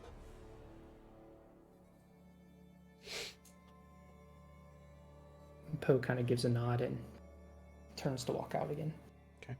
All right. So with that, Yeah, Bianca will follow him out. the two of you make your way out, and I'm assuming from there back to the abode.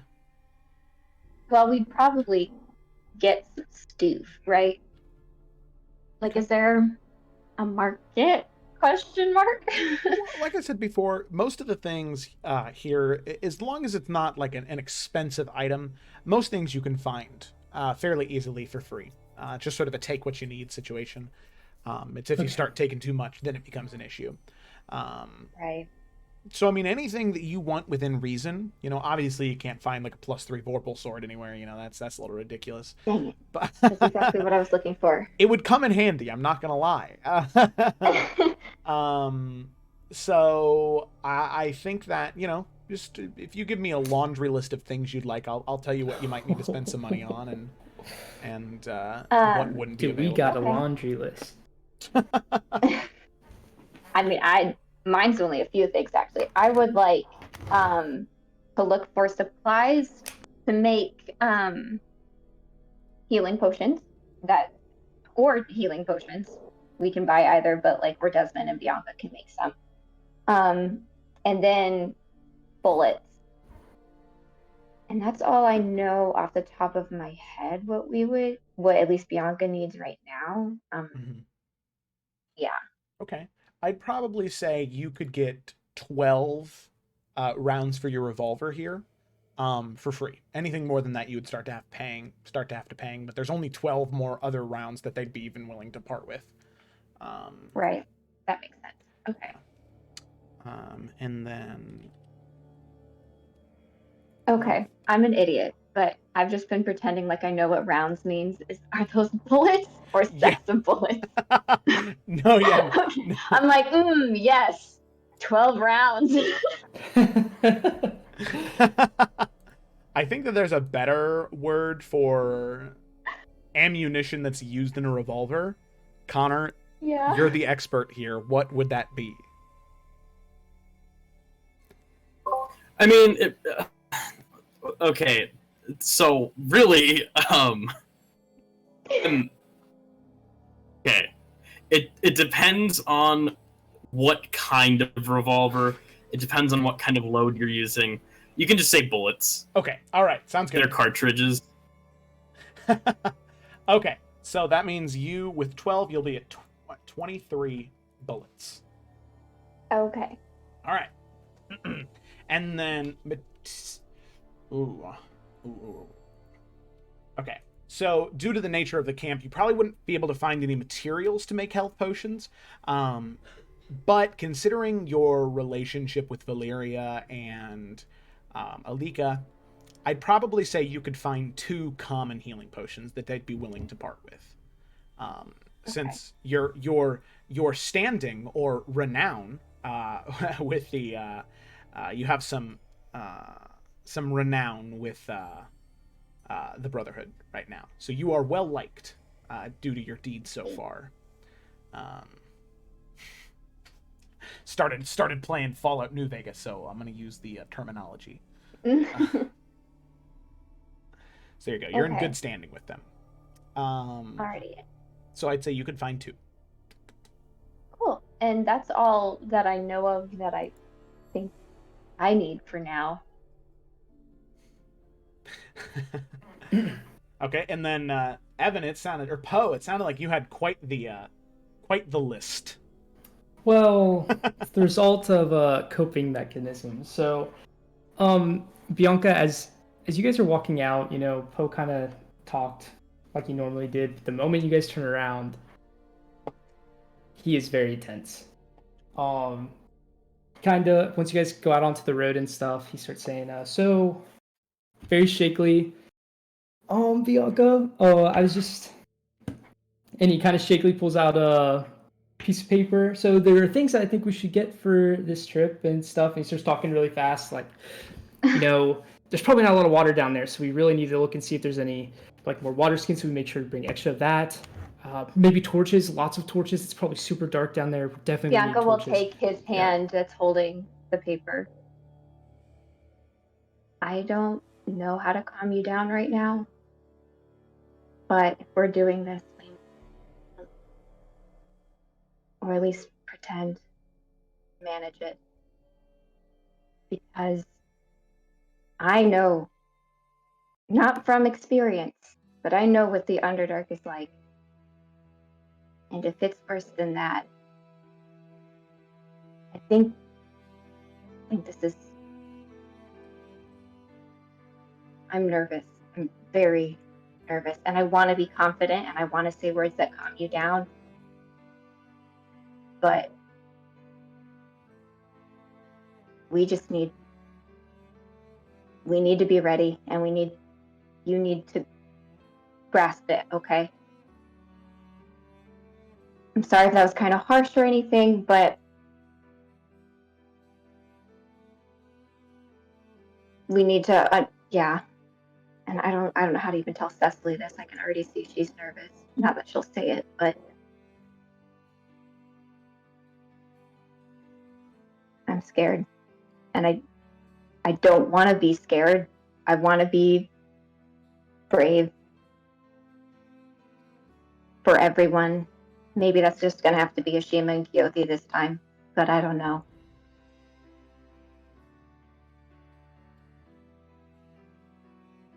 He lets out a deep breath and looks at the ground, and then his hand with the piece of paper in it and just kind of drops the paper. I should at least probably find a new net. That's going to make her laugh. He's going to smile a little bit because he was, he knew it'd be funny, but he's also some seriousness in that, and just thinking about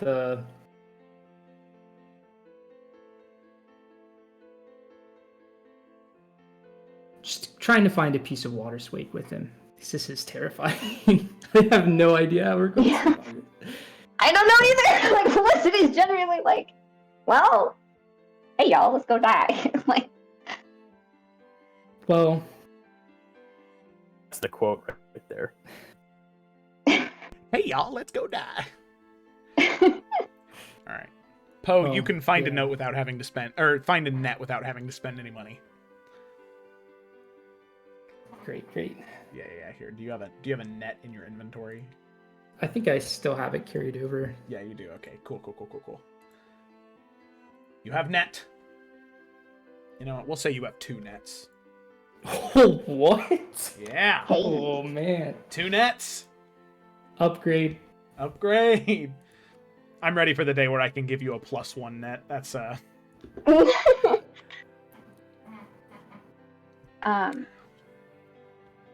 After we achieve the net,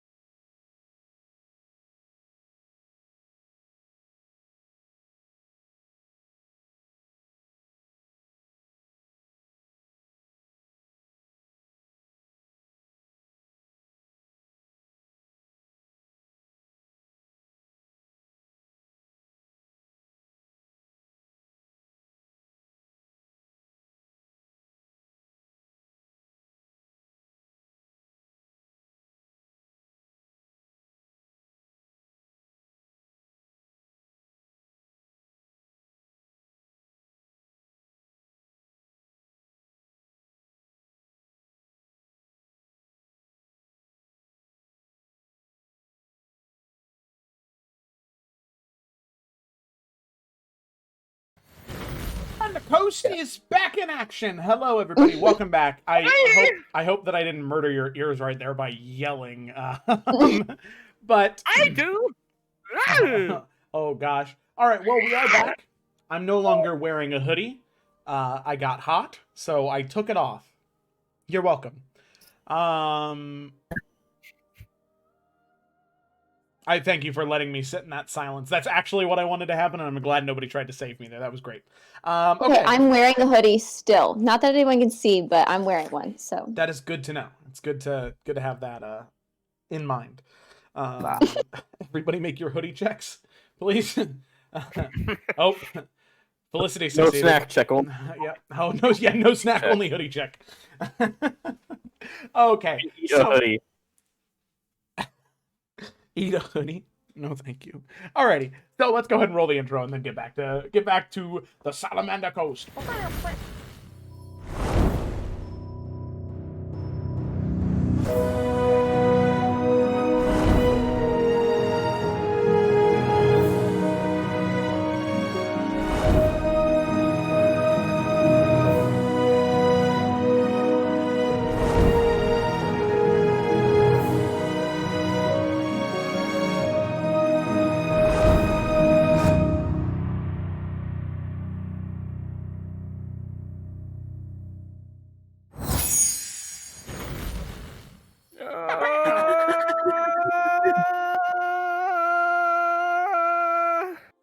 And we're back.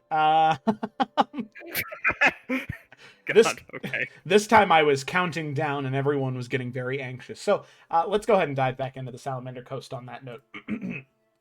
So, picking up where we had left off, our group of very, very palm sweaty mom spaghetti adventurers, they now find themselves in a very precarious position.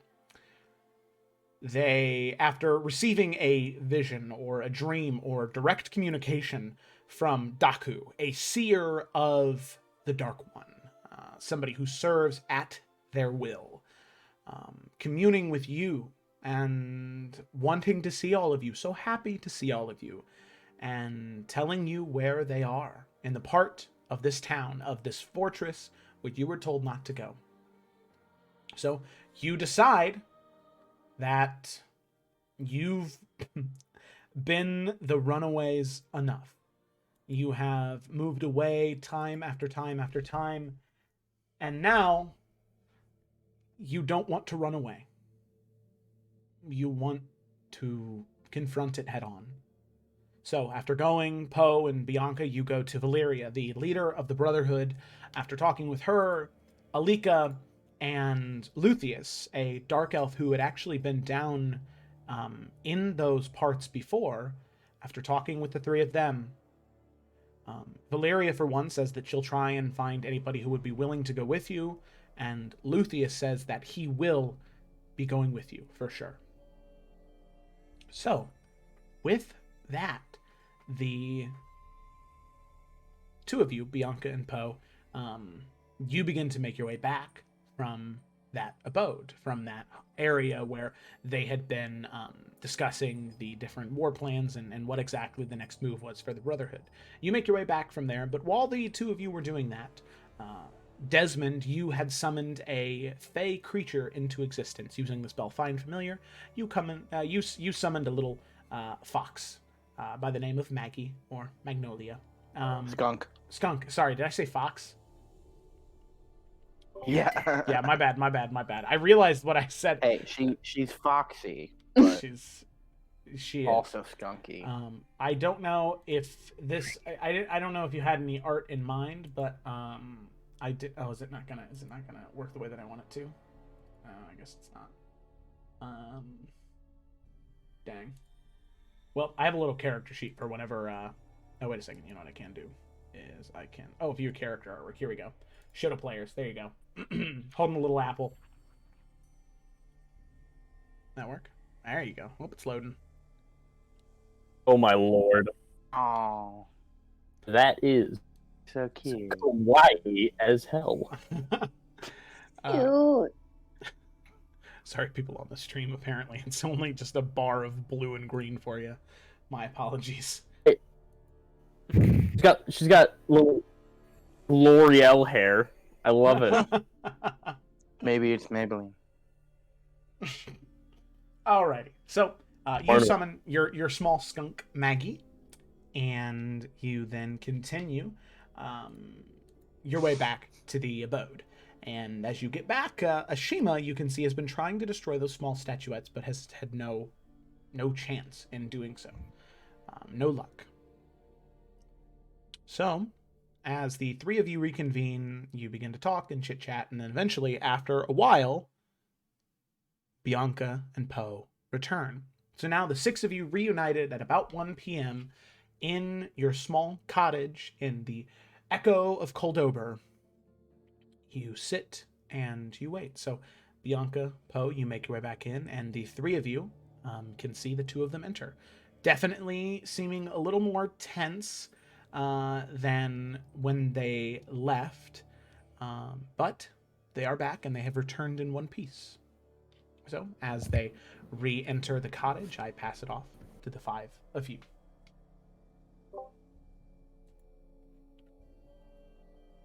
So, what do we got? Poe kind of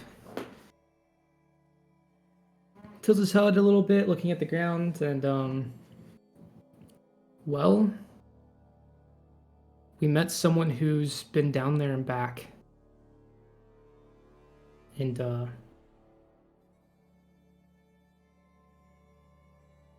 well, it didn't make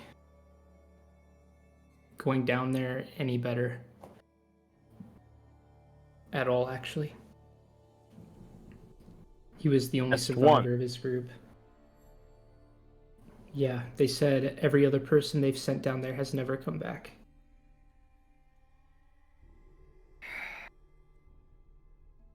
That being said, we didn't give any details about why we're going down there, but we all kind of expressed the fact that we knew what was down there, if that makes any sense. And they knew that it's pretty important for us to go down there, but also, that being said, finding help might be difficult. We asked, especially after they told us about their experience down there. We asked that, if there is anyone around here who would be willing to go down there with us.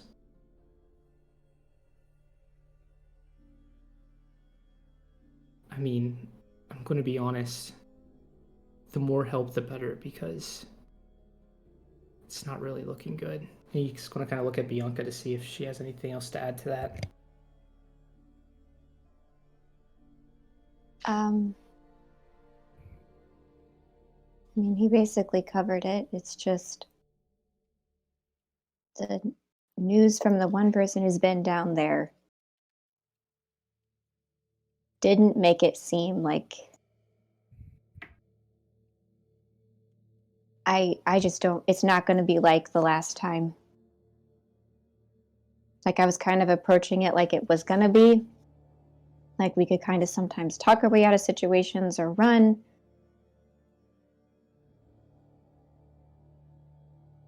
I really don't know what exactly we're getting into, but it doesn't sound good.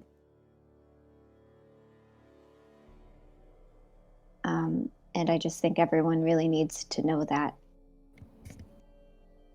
So. Perhaps all the better. I wouldn't trust anyone more than men, women to go down with us.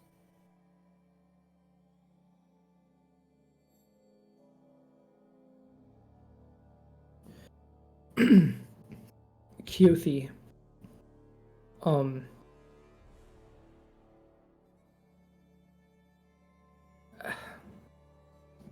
they said that what we're going into is not like other places in the Underdark. He said there's ruins down there and they're not exactly sure what they're ruins of. Do you have any idea what could be under there? have ideas of what might.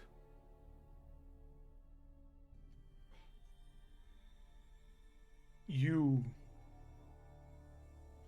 all, and I am happy to know that all of you understand the gravity of the situation.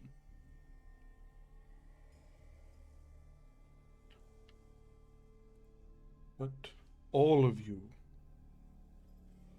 have fallen in with something very, very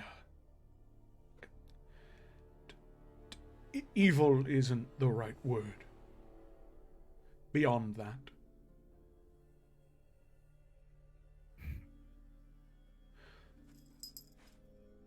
the entity that you all call the Dark One goes by another name. In the old tongue, they are... Sorry, Trouble is like attacking me right now. Oh my gosh, Trouble, please. Oh, oh my gosh. All right. Once a session. Always. In the old tongue, in my home, we do not speak it often. A true name we never speak. Raitan is their name. One of dark beginnings in the old tongue. They are the beginning and the end. Supposedly locked away or destroyed or forgotten or left behind or banished, or so many words that had so much finality to them. In all the books I read, in all the stories I had ever been told by Grand Masters and other seers, saying that they were gone, that it was over, that the shroud of darkness that loomed over me and my home was gone, never to return.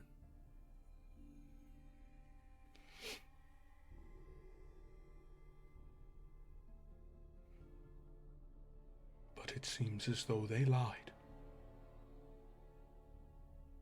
They lied of many things.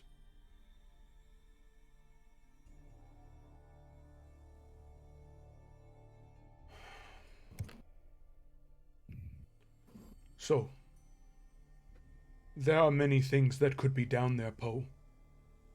Many things that were used to keep young Goliath children in bed at night, prevent them from moving out and about. Stories. It's what they were supposed to be. I fear as though there is truth to them now.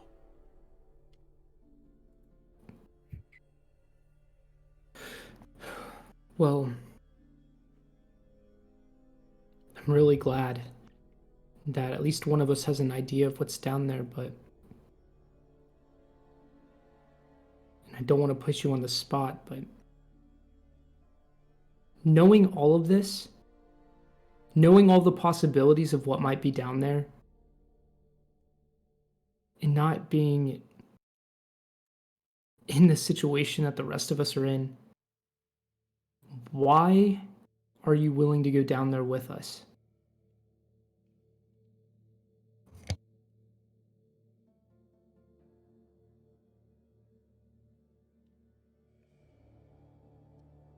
Goliaths, when they are ushered into the world, gifted to the clan by the mother, it is a sacred bond that is made.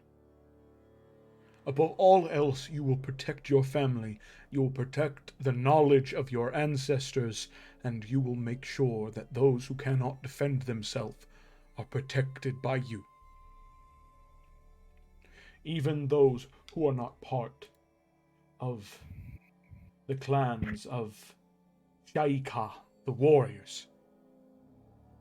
Katho Olavai and Anakalathai, the two of us, if needed be, we would take up arms and we would defend those who need defended. It is our duty. It is what the Mother demands of us. What we are meant for. There has only ever been one who has turned their back on us. It is the reason why I carry so much spite for Ritan. Why there is nothing but love in my heart for all things on this planet, but there is one dark corner. For Ritan and Loro Khan. That is his name. Loro Khan.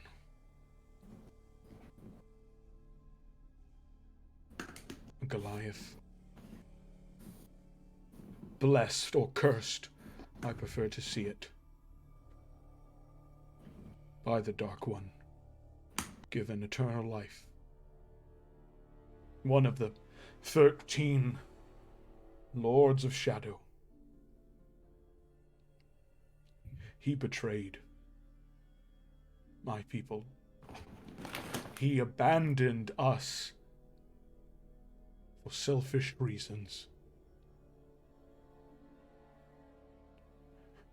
We are always told when we are raised to try and find peace, to try and talk.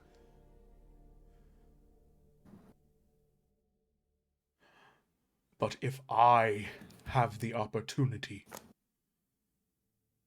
to meet Loro Khan on the battlefield, if this is the path that I must take to avenge my people, I will do it gladly, regardless of what danger it puts me in. And if I can follow that path and protect all of you at the same time, then I have never made a better decision in my life than this one.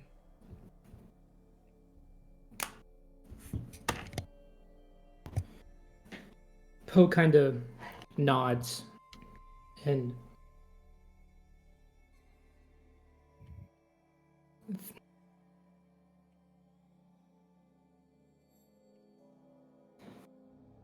that's amazing, Kyothi.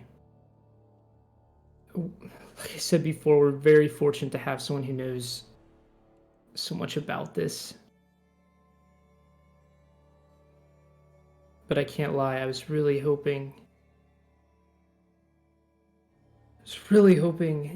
you would give some hope that we could make it out of this. And I know you're not a fortune teller, but from the moment we asked you, do you think we can make it out of this? She, this entire time, has just been sitting cross-legged in a very similar pose that she had been when all of you had left. But she stands and rises and begins to walk towards you, Poe. And she takes her massive hand and puts it on your shoulder.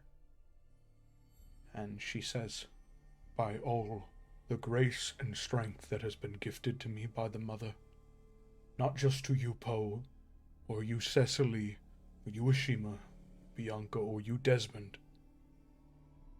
I promise you, we will make it out of there. I promise."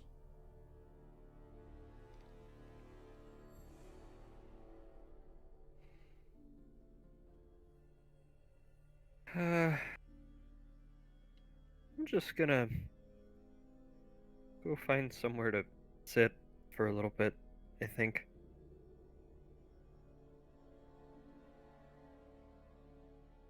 And Cecily will... I know there's not much space or privacy in this little place, but she'll find somewhere. As you're sort of walking towards the corner, Keothi will not raise her voice, but speak a little bit louder and say, Cecily, I say this to you because I care. Fear is what he wants. Fear is how he destroys you from the inside. It is okay to be afraid, but do not let it control you. All of you, do not let it control you.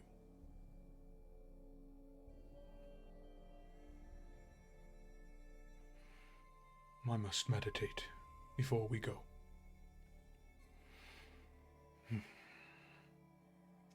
And you can see her sort of step back and sit down, and it's an odd juxtaposition where typically she's bumbly and dorky and doofy, but she is very reserved and very, very, very rigid. But she sits and she begins to meditate. And there is just this low hum that almost is too low for any of you to hear, but you can just hear it sometimes, that begins to reverberate throughout the room.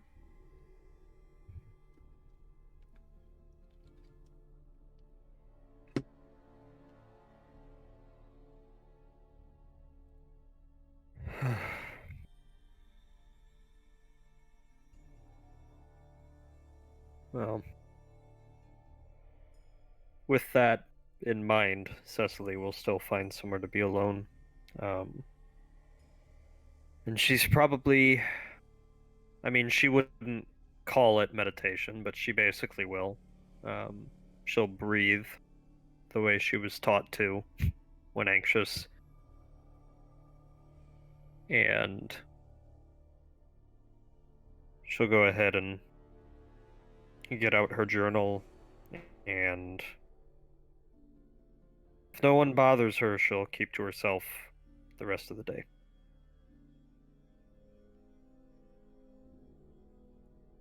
And as soon as we've gathered our strength and forces, get in quickly and resolute.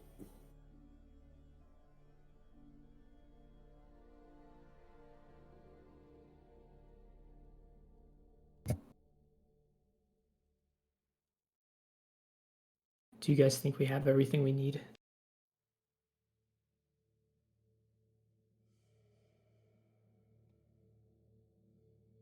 If I've learned anything in life, through monastic life, especially, you only need what you have.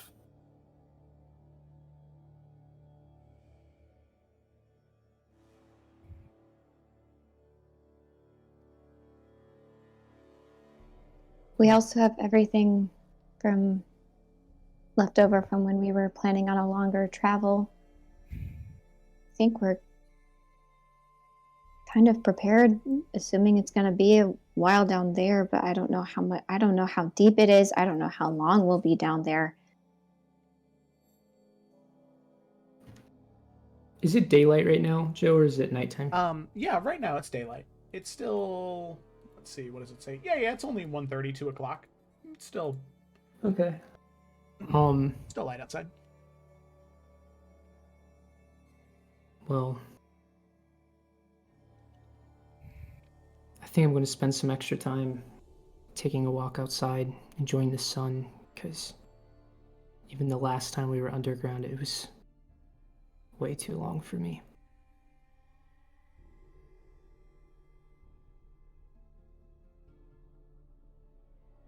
Good point. Meditation's outside. And these dreams more.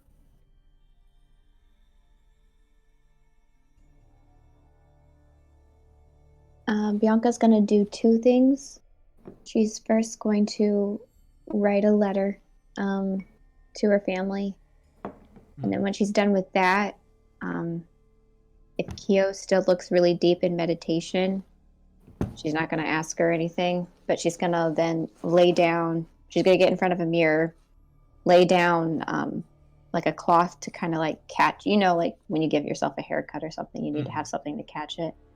And then she's going to lean over it and take a dagger and start to carve away at her horn a little bit and start to like kind of file it down to the lower end, kind of where it curves up. Basically, take that part off. So like a quarter. Okay. Oof, yeah, gotcha. So yeah, you begin to file and carve away. And it's something that you've done before and you have familiarity with, so there's no risk of self-harm. But you trim and file away until eventually they are at the desired length. It's a little bit more strenuous than a typical haircut. As you also had. So it does take you a little bit longer. So we'll say that it probably takes you an hour to go through both of them and get them to the length you want. But eventually you do get there. And then in that cloth that she laid down and kind of caught all of it, all the shavings, I don't know what to call it, shavings. She's going to tie it up with a string. And then, assuming Desmond's just playing with his skunk, she'll go up and acknowledge the skunk. Hey, where'd you get that? I made her. Made her? Desmond is going to snap his fingers, and she's kind of like resting on his shoulder, and she disappears, and then he's gonna snap again, and she's gonna be like wrapped around on Bianca's shoulders with her tail kind of like curling up. Oh, look who's got the magic now. Jeez, this is so cool. And she's gonna name pet is Maggie. Oh, well, hi, Maggie. She's gonna like rub under the chin. Well, that's neat. How'd you learn that? Just come up with it yourself? No, I had a friend back when I was part of the Giant's Palm who knew all sorts of cool things like that, and he showed it to me one day, and I just kind of remembered it to the best I could, and I didn't really intend for her to be a skunk, but a skunk she was, so, and she's perfect. But then Bianca's gonna like look down at the bag. And she's gonna like slowly hand it out to him. Here, you should use this to make something that will help us down there. And her hand's kind of like shaky a little bit, kind of like she's uncomfortable giving it to Desmond, but she also wants to give it to Desmond. It's a little like she doesn't want to let go of it, but she's gonna. He'll put one hand like on the underside of the bag, and then another one on top of Bianca's hand that's outstretched, and say, "Promise, I'll take care of this, and maybe you can help me, and we can make something pretty fucking cool." If you need help, I just don't know if I don't like dealing with that anymore. Okay. But if you need help, I will help. I don't want something to explode or something, I'm a professional. Oh, okay. I'll carefully move the bag, and then I will sit down. I will unwrap it and kind of start to, I guess, look at it and think about what I could do with it, because I don't know. Okay. I'd say that if you spent the rest of today working with it, already as the alchemist rogue, you have access to fire bombs.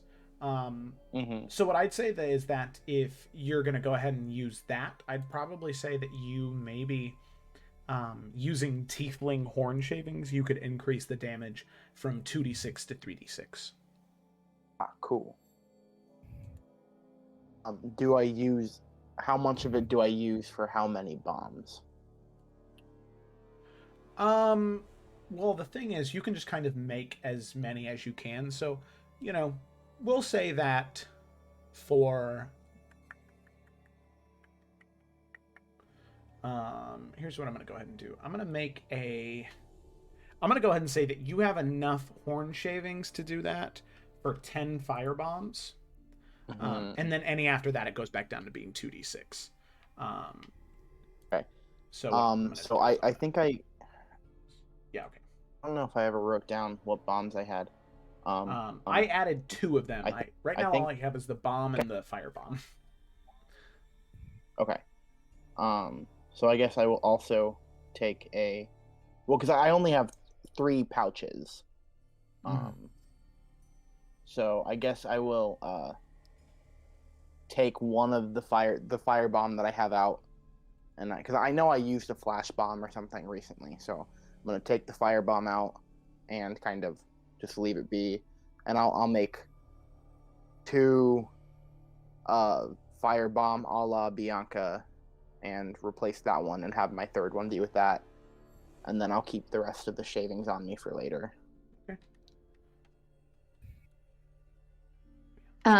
And while he's doing that, Bianca's gonna pull a little bit of a Cecily and go to her bed and put her face in the pillow and just kind of be face down on her bed for a little bit. Not screaming like Cecily does, just a little dramatic like Cecily is. Yeah. No, I get you. Okay. Alrighty.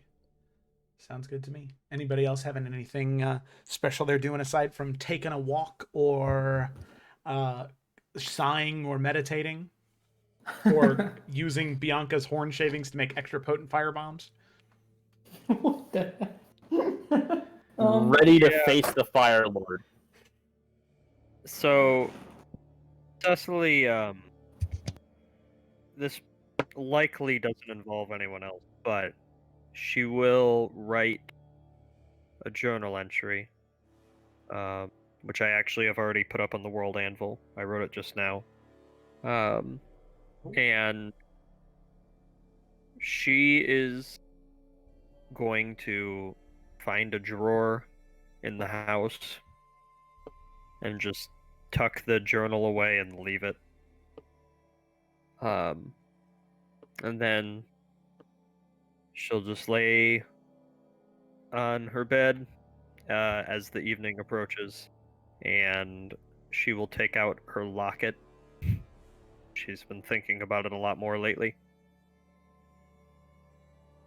And that'll be it. Okay. Sounds good. Click open. No. You're just holding out the locket, right? Are you opening it, or are you just looking at the locket? She'll open it, yeah. Okay. Gaze at what's inside. And then after a time, you close it and you process. Okay. So, and then I think the only other person, Ashima, was there anything in specific you wanted to try and accomplish, or were you just meditating? No, just I don't have anything fun to do. Sorry. No, you're good. Preparing for the battle. I don't know. I have one more thing. If Oh, yeah, sure. nobody else has anything else. So after Desmond sees Bianca writing her letter, he's gonna realize, and because Bianca went to sleep early while he was still working, he's gonna try to do it on his own. But he's going to take a piece of parchment and a quill or a pencil or whatever we use, and kind of he's gonna do it like you would hold a stick, because the only time he's ever written was he was writing in the snow with a stick. So he's holding his quill, pencil, whatever, like a stick, and I'm gonna try to write a letter as well to shoot, I forget her name. That's terrible. Anna. Well, that's gonna be a problem. Desmond remembers. It's been more recent for Desmond than it has for Cameron, but I'm gonna try to write a letter to Anna, and set it aside with about 20 gold pieces, or let's make it 30 gold pieces. Send to her if I don't come back. Okay. I don't want her to not have that closure. Mm-hmm. Okay. Spelling and handwriting is going to be god awful, but The vibe is there. Hmm. At least pick up a little bit. Okay. Alrighty. So all of you spend the rest of that day moving about, and you you do your best to try and calm yourself and prepare for whatever may come. And eventually all of you head to bed. Poe, is there anything else you want to do, or you were just going on a walk and then coming back and just trying to calm your nerves? He's gonna go on a walk. But at some point before the next day, just per Bianca's suggestion, he is going to write 2 letters. And one's going to be to Aniaya, and the other one is going to be for the blacksmith. Alrighty. Sounds good. So, you write the 2 letters, and then with that, you all head to sleep. And eventually, as you sleep, when you wake up in the morning, there is a surreal feeling of... Most of the time you don't remember your dreams anyway, unless they're as vivid as they were the night before, but it is odd where you sleep and all you remember is that darkness. That's all you remember. Is unending blackness. Eventually all of you wake up, and as you do, you all look to one another, and no statuettes appear in your hands this time, but all of them are still there. They're all still in the small cottage, and as you all wake up, look to one another, and look to Keothi, you can see her holding up a small statuette in her hand. What? Well, Shit. then it is done. Good. I'm glad they know that I come now.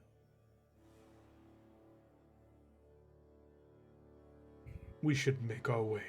Has been cast. We should not keep Agreed. them waiting any longer. Should we bring our statuettes so that no one else can find them?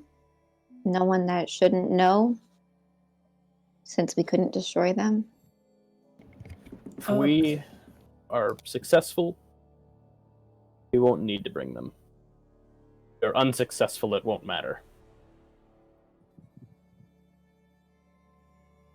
Well, we're probably taking care of Daku. We're not going to be able to take care of the Dark One. Right?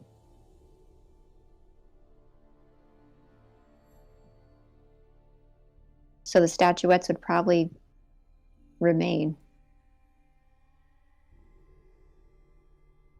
Joe, I wanted to do this earlier, but I don't know if it would really do anything.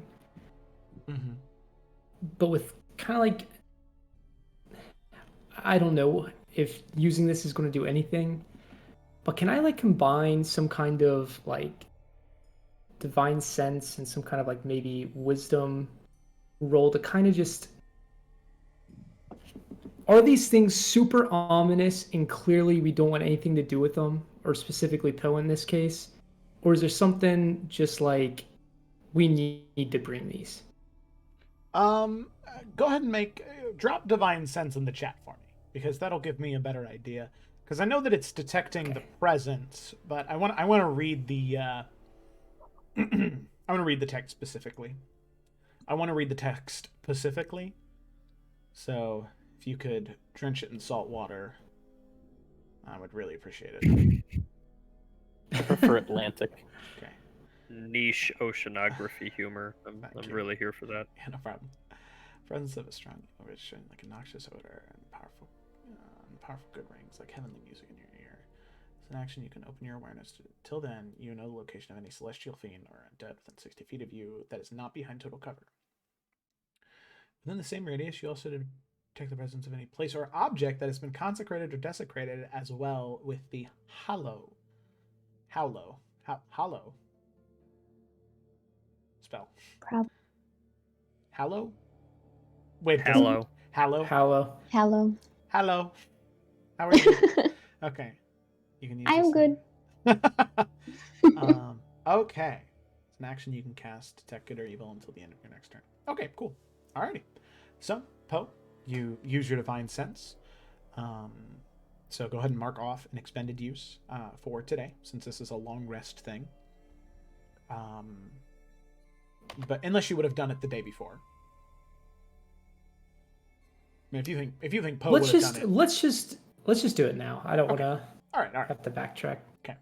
So you wake up in the morning and the idea comes to you, right? Still trying to get used to these new abilities you have. You focus in and you heighten your senses.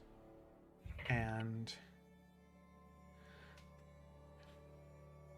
there is, when you heighten your senses, the room gets colder. It's already cold outside and colder in here, but it is freezing when you heighten your senses. Each small statuette radiating energy, and it's odd because whenever you've read about people using this, there always is a definite answer: celestial, fiend, undead. But it's odd. What comes from these small statuettes isn't exactly undead, although it feels like it, but it's not exactly fiend either, but it does feel like it is. And it's not exactly celestial, but it feels like it. It is so many things at once, all with that creeping, crawling, cold feeling that just sort of begins to start at your toes and make its way up to the bottom of your spine until you almost feel your legs go numb from that sensation. And it just begins to creep all the way up until you have to shake it off and drop the divine sense, not knowing if that feeling would have stopped. The feeling in your legs return. The numbness goes away. And the room returns to a normal temperature.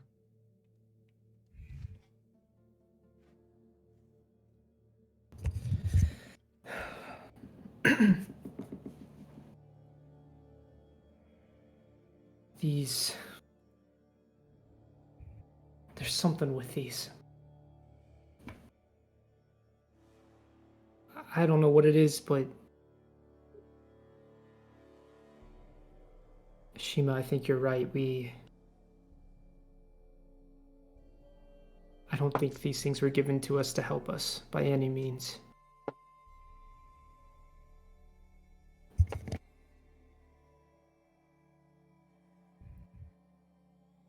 As I said, we should be rid of them. Don't need a reminder. Their influence.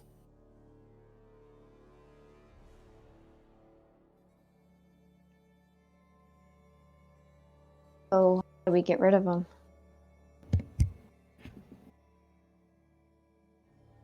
Well, this is just an idea, but we know there's at least one place where no one in this place will go to. Maybe we should carry them long enough to get rid of them. It does seem to be a fair solution. I don't know if it would work or if it would be a good idea, but Maggie could always maybe try to take them to wherever the hell it is that she disappears to, and No. go, and I'm gonna snap my fingers and disappear, do the whole shtick. No, we can't send them elsewhere.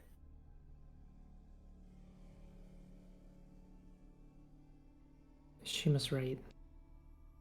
They're small, but there's already something unworldly about these. And plus, if we Poe's right. send them off into another world, we can't be sure that they could bring harm to someone there. At least in this case, we know it. We're bringing them where they came from. Right. So Yeah.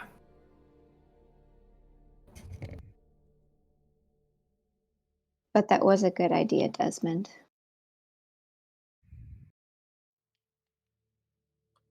Thank you, Bianca.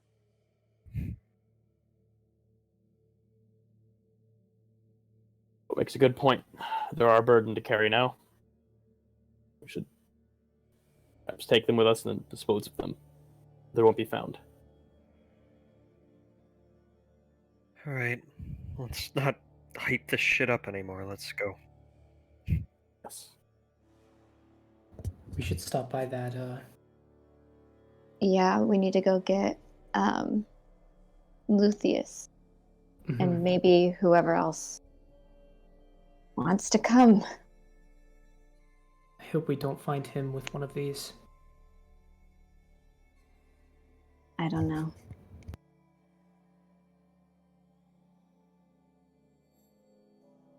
Onward, Bianca will go Okay. out the door. Huzzah! And this is where it turns into a musical episode. That's the vibe, Yep. right? Yeah.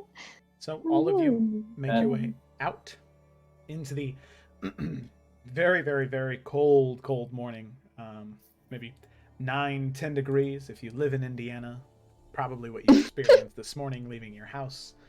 Yeah, dear God. Yeah. And you brace yourself on the bitter cold, making your way back to where they were. All of you now making your way in. You can see very similarly as before. You can see off in a back corner on that same area where there were the maps. You can see that, for one, Alika is there, and so is Valyria. Two of them standing side by side, along with Lucius here as well. Definitely seeming dressed for the occasion, wearing his armor, heavy fur cloak, weapons tucked underneath, ready for whatever may come, it seems. As you enter, you can see that it's not just these three, but everyone else that was with Alika is here. Oh. Electra, Erebos, Johanna, Nadar, and Rowan. All of them. But no one else. And Valyria, she looks to the group of you. She says, "Now, while I do think that it is not a great idea to send so many down there, it does seem to increase your chances. And if you all think that this is necessary, and you believe that it's for the greater good, Alika has, after some persuading, convinced me to allow these 5 to go with you. These 5, plus you 6, plus Lucius, should hopefully be able to serve as quite the formidable group going down there, and I hope that it allows you to have better luck than all of the others who have gone." And Alika looks to the 5 of you in Keothi and says, Now you have to make me one promise if you're going to take my companions down there with you. You must promise me you will return with them alive. Nadar still owes me 15 gold pieces from a bet he lost, so I need that money back. You understand? respectfully. think we understand, but I'm going to kind of look at our group and look at their group and look back at Alika. Are you all sure about this? Because, I mean, don't get me wrong. I think I speak for all of us with how happy and hopeful it makes us that you were all here, ready to go with us down into whatever is down there. Especially with not knowing what it is that we're facing. But are you sure? Because I don't even know if I can make that promise. See the five of them look to each other, look back to Alika.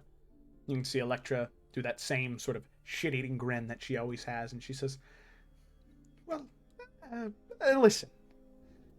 Desmond has already outdone me once, and if all of you were to go down there and you were to, well, like, do something really cool, or, God forbid, you were to die, well, then I would have been outmatched by Desmond.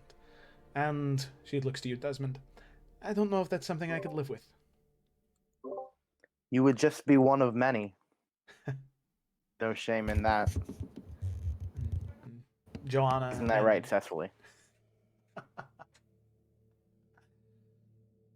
Cecily will give him a side eye for making such a comment in these trying times. Johanna and Roywin look to each other and then look to all of you.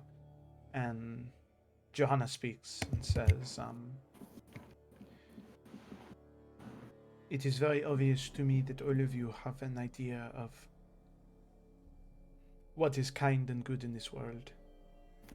And both of us believe that if any light is to extinguish, it should not be yours. Your flame burns too bright.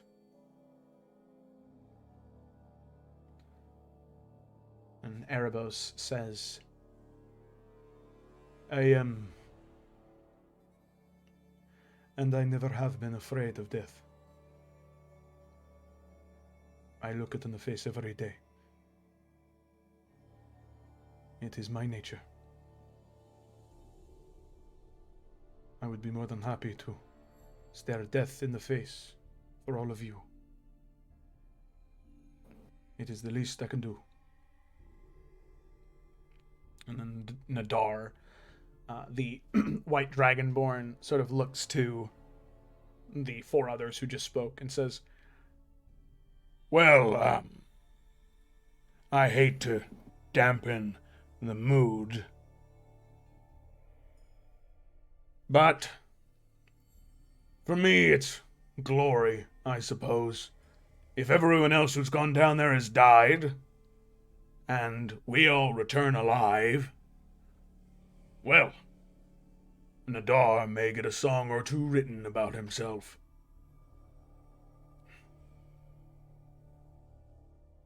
and you can see Johanna and Roywin just sort of look up to him with furrowed brows and angry looks, and he looks down to the two of them and says, I'm just being honest. It's what I do. And with that, the five of them, their attention is on the six of you. Joe, I wanted to ask, just to clarify, you just now said that he was a white dragonborn, but I thought earlier you said he was silver, and I just wanted to make sure if I was... Oh, sorry. Yeah, that's my bad. He is silver. Yes, he is metallic. Okay. Yeah. Okay, just making sure. No, yeah, I was looking at the small art image. That's what it was. No, yeah, he's silver.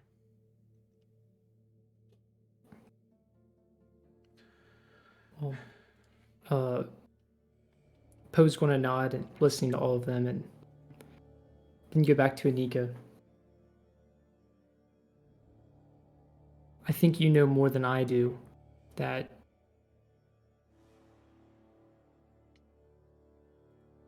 I think I'd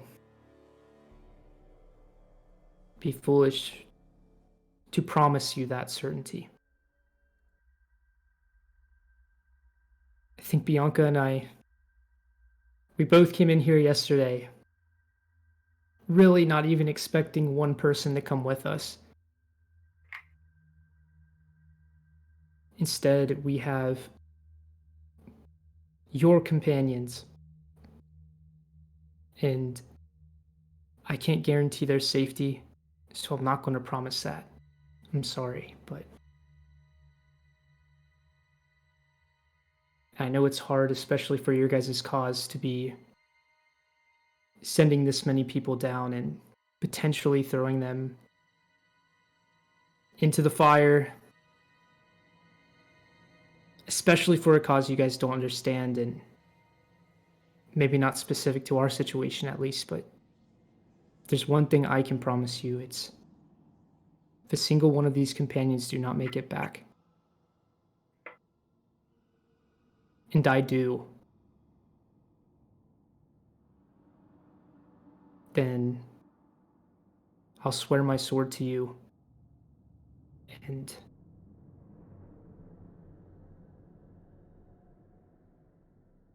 I'll try my best to at least fill the hole that we caused for you guys. That's the only thing I can promise.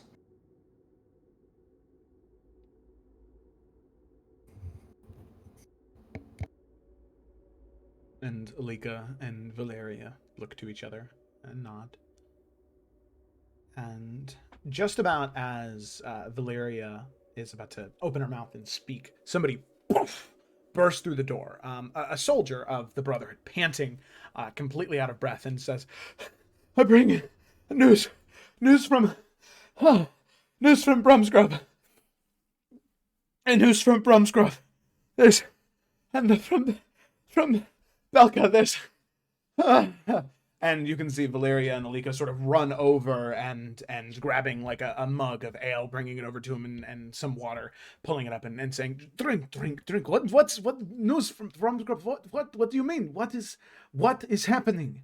And he drinks some of the water and then some of the ale, and does that thing where it like just drenches the sides of his cheeks and onto his tunic, and he says, There was a heist or something 2 nights ago in Bromsgrove, and just last night, the nation of Clara, they declared war on Bromsgrove. They're withdrawing almost all troops from all posts, all cities, everywhere, and sending them off into the mountains on ships to Bromsgrove. They apparently someone stole something, and it was an egg. It was important, but they're leaving. They're going, and this is our chance, right? This is the opportunity. This is the moment we've been waiting for, where there's going to be no presence in a day, maybe 2. There's going to be no presence of any guards anywhere. This is what we've been waiting for, right? Right? And you can see Valeria, sort of her knee on the ground. Her and Alika sort of share a look. What's going on? This is good news, right? Right? Yes. Yes, it is very good news. Very good news. Go gather the other captains and bring them in. They'll want to hear the news. Please, go. What was your name again, boy? Matthias. It's my name. Go, Matthias. Believe me, after you spread that word and you get them to here, you can have all the time to rest you wish. Matthias sort of stands and says, Okay. And darts back out the door. And Valeria looks to the 5 of you and Keothi and looks to Alika and says, I am sorry, but things have changed. I understand that whatever you are doing is important to you. But this is... There is much at stake. And even if I am 1, 2, 5 people down, it could be the difference between victory and failure. I'm sorry, Alika, but I must request that you and your companions stay here. If the army is mobilizing, that means we will be too. Whether it be Giant Stone, Summer's Rest, Water's Wake, Giant's Bridge, the Old Kingdom, River's Pass, Wild's Edge, or Belka itself, we must go. We have to go. And you can see Alika sort of look to the 5 of his companions and look to her and nod apprehensively and say, You heard, Valeria. And you can see Electra say, What do you mean? This is bullshit. You can't do this. We have already the honor of words and exchanging promises. You can't just... And Alika says, Stop! We have our orders. Things have changed.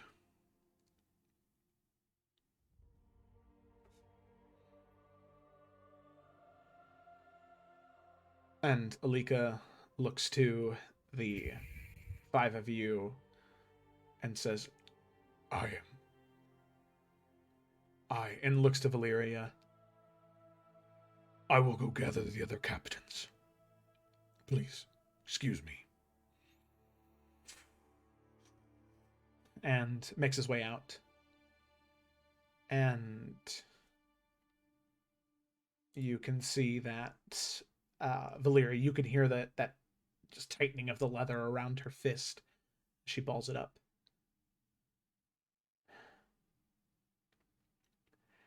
Well, I suggest the 5 of you go gather your items, as you will be shipping off somewhere.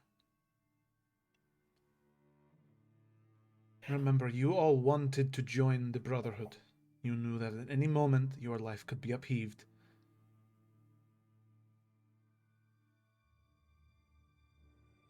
And she sort of looks, and those 2 piercing green eyes looking towards the 5 companions. And then the 5 look to you, and as any good soldier would do, they turn and they begin to exit, and you can see that Electra, as she's leaving, she begins to mouth, I'm sorry, towards the 5 of you. Luthien doesn't leave, though. And Valeria looks to him with her head cocked. Says, Luthien, statement to you too. I need every hand on deck. I cannot afford to have one person down. I know what you said. I heard you. But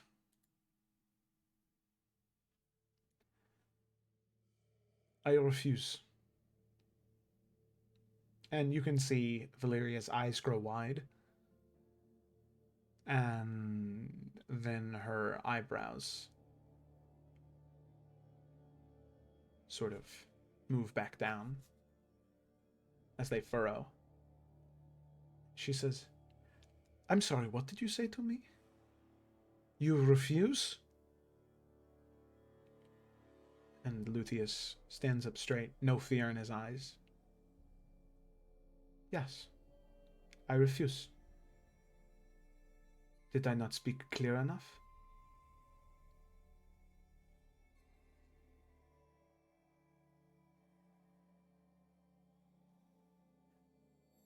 And Valeria is going back and forth between angry and confused. And she says, very well.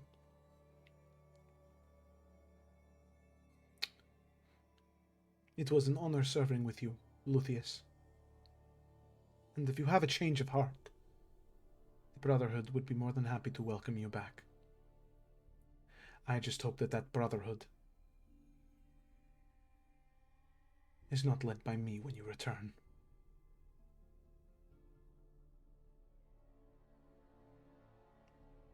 And she looks to the five of you and Keothi and says,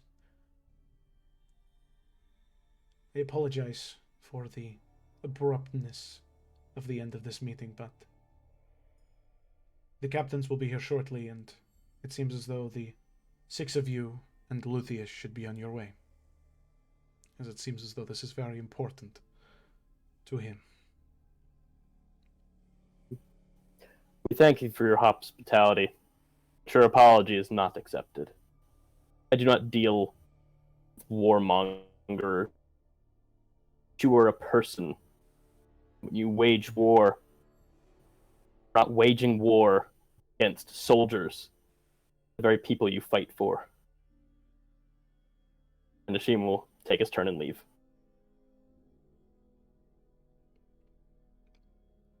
Warmonger. And for everybody, but he's not dealing with this shit.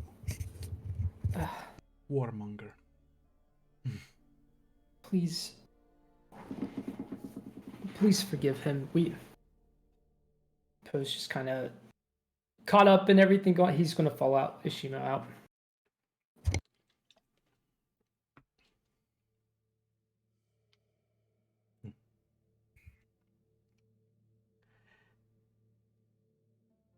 Thank you for everything. Some of us left letters in that house that we stayed in. If we don't return, could they be delivered to the addresses we put on them, please? Of course.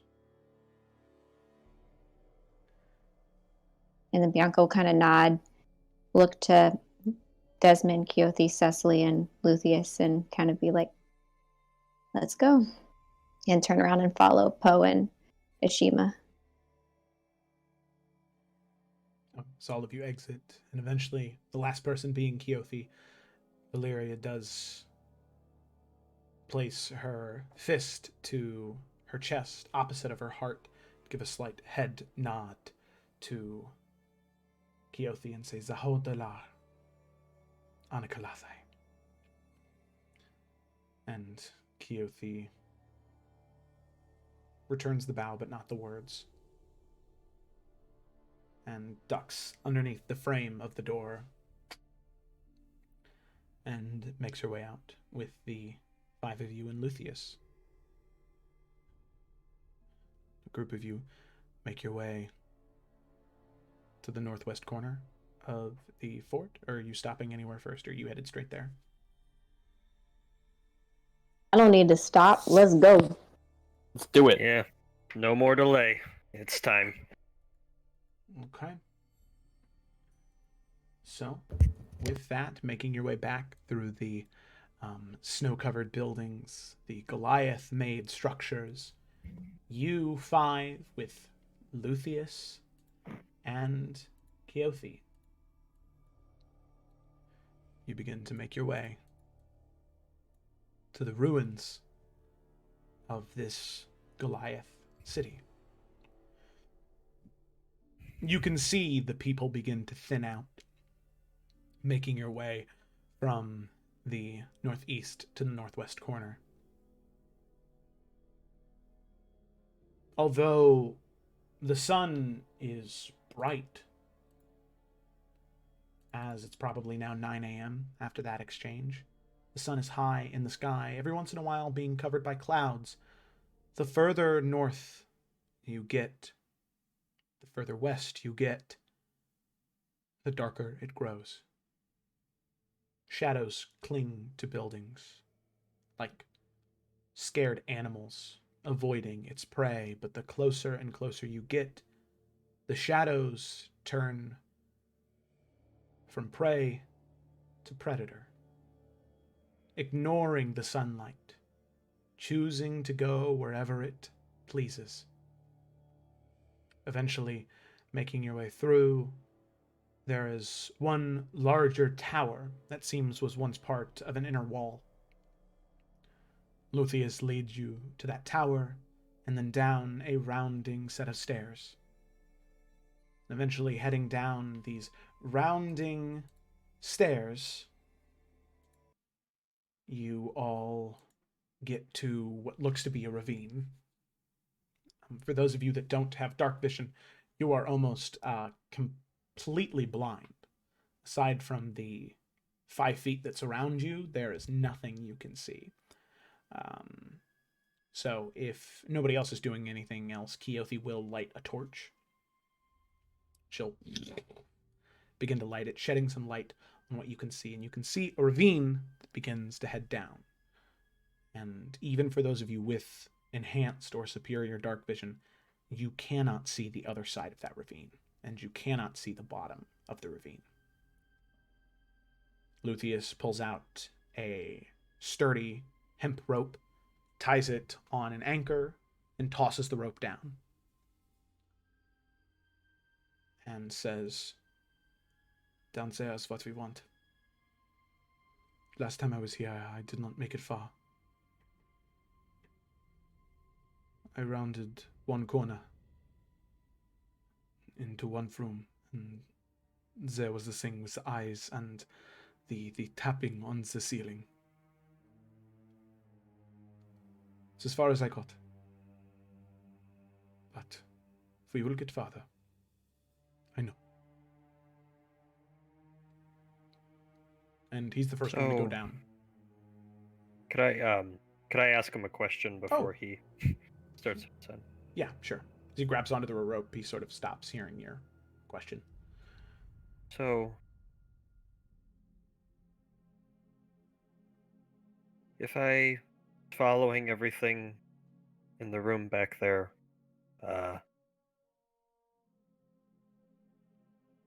is this place gonna basically be in a war when we get back out?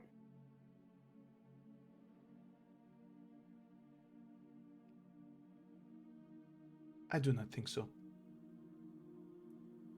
The Brotherhood, from the small amount of time I have spent with them, they do not deal that way.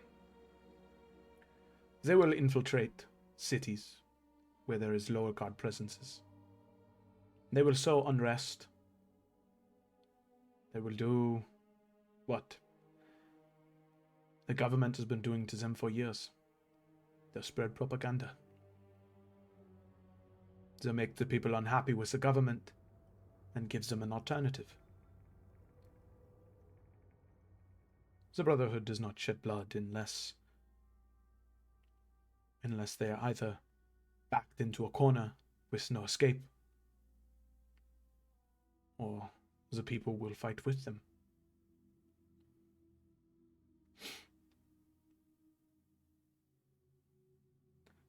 All that being said,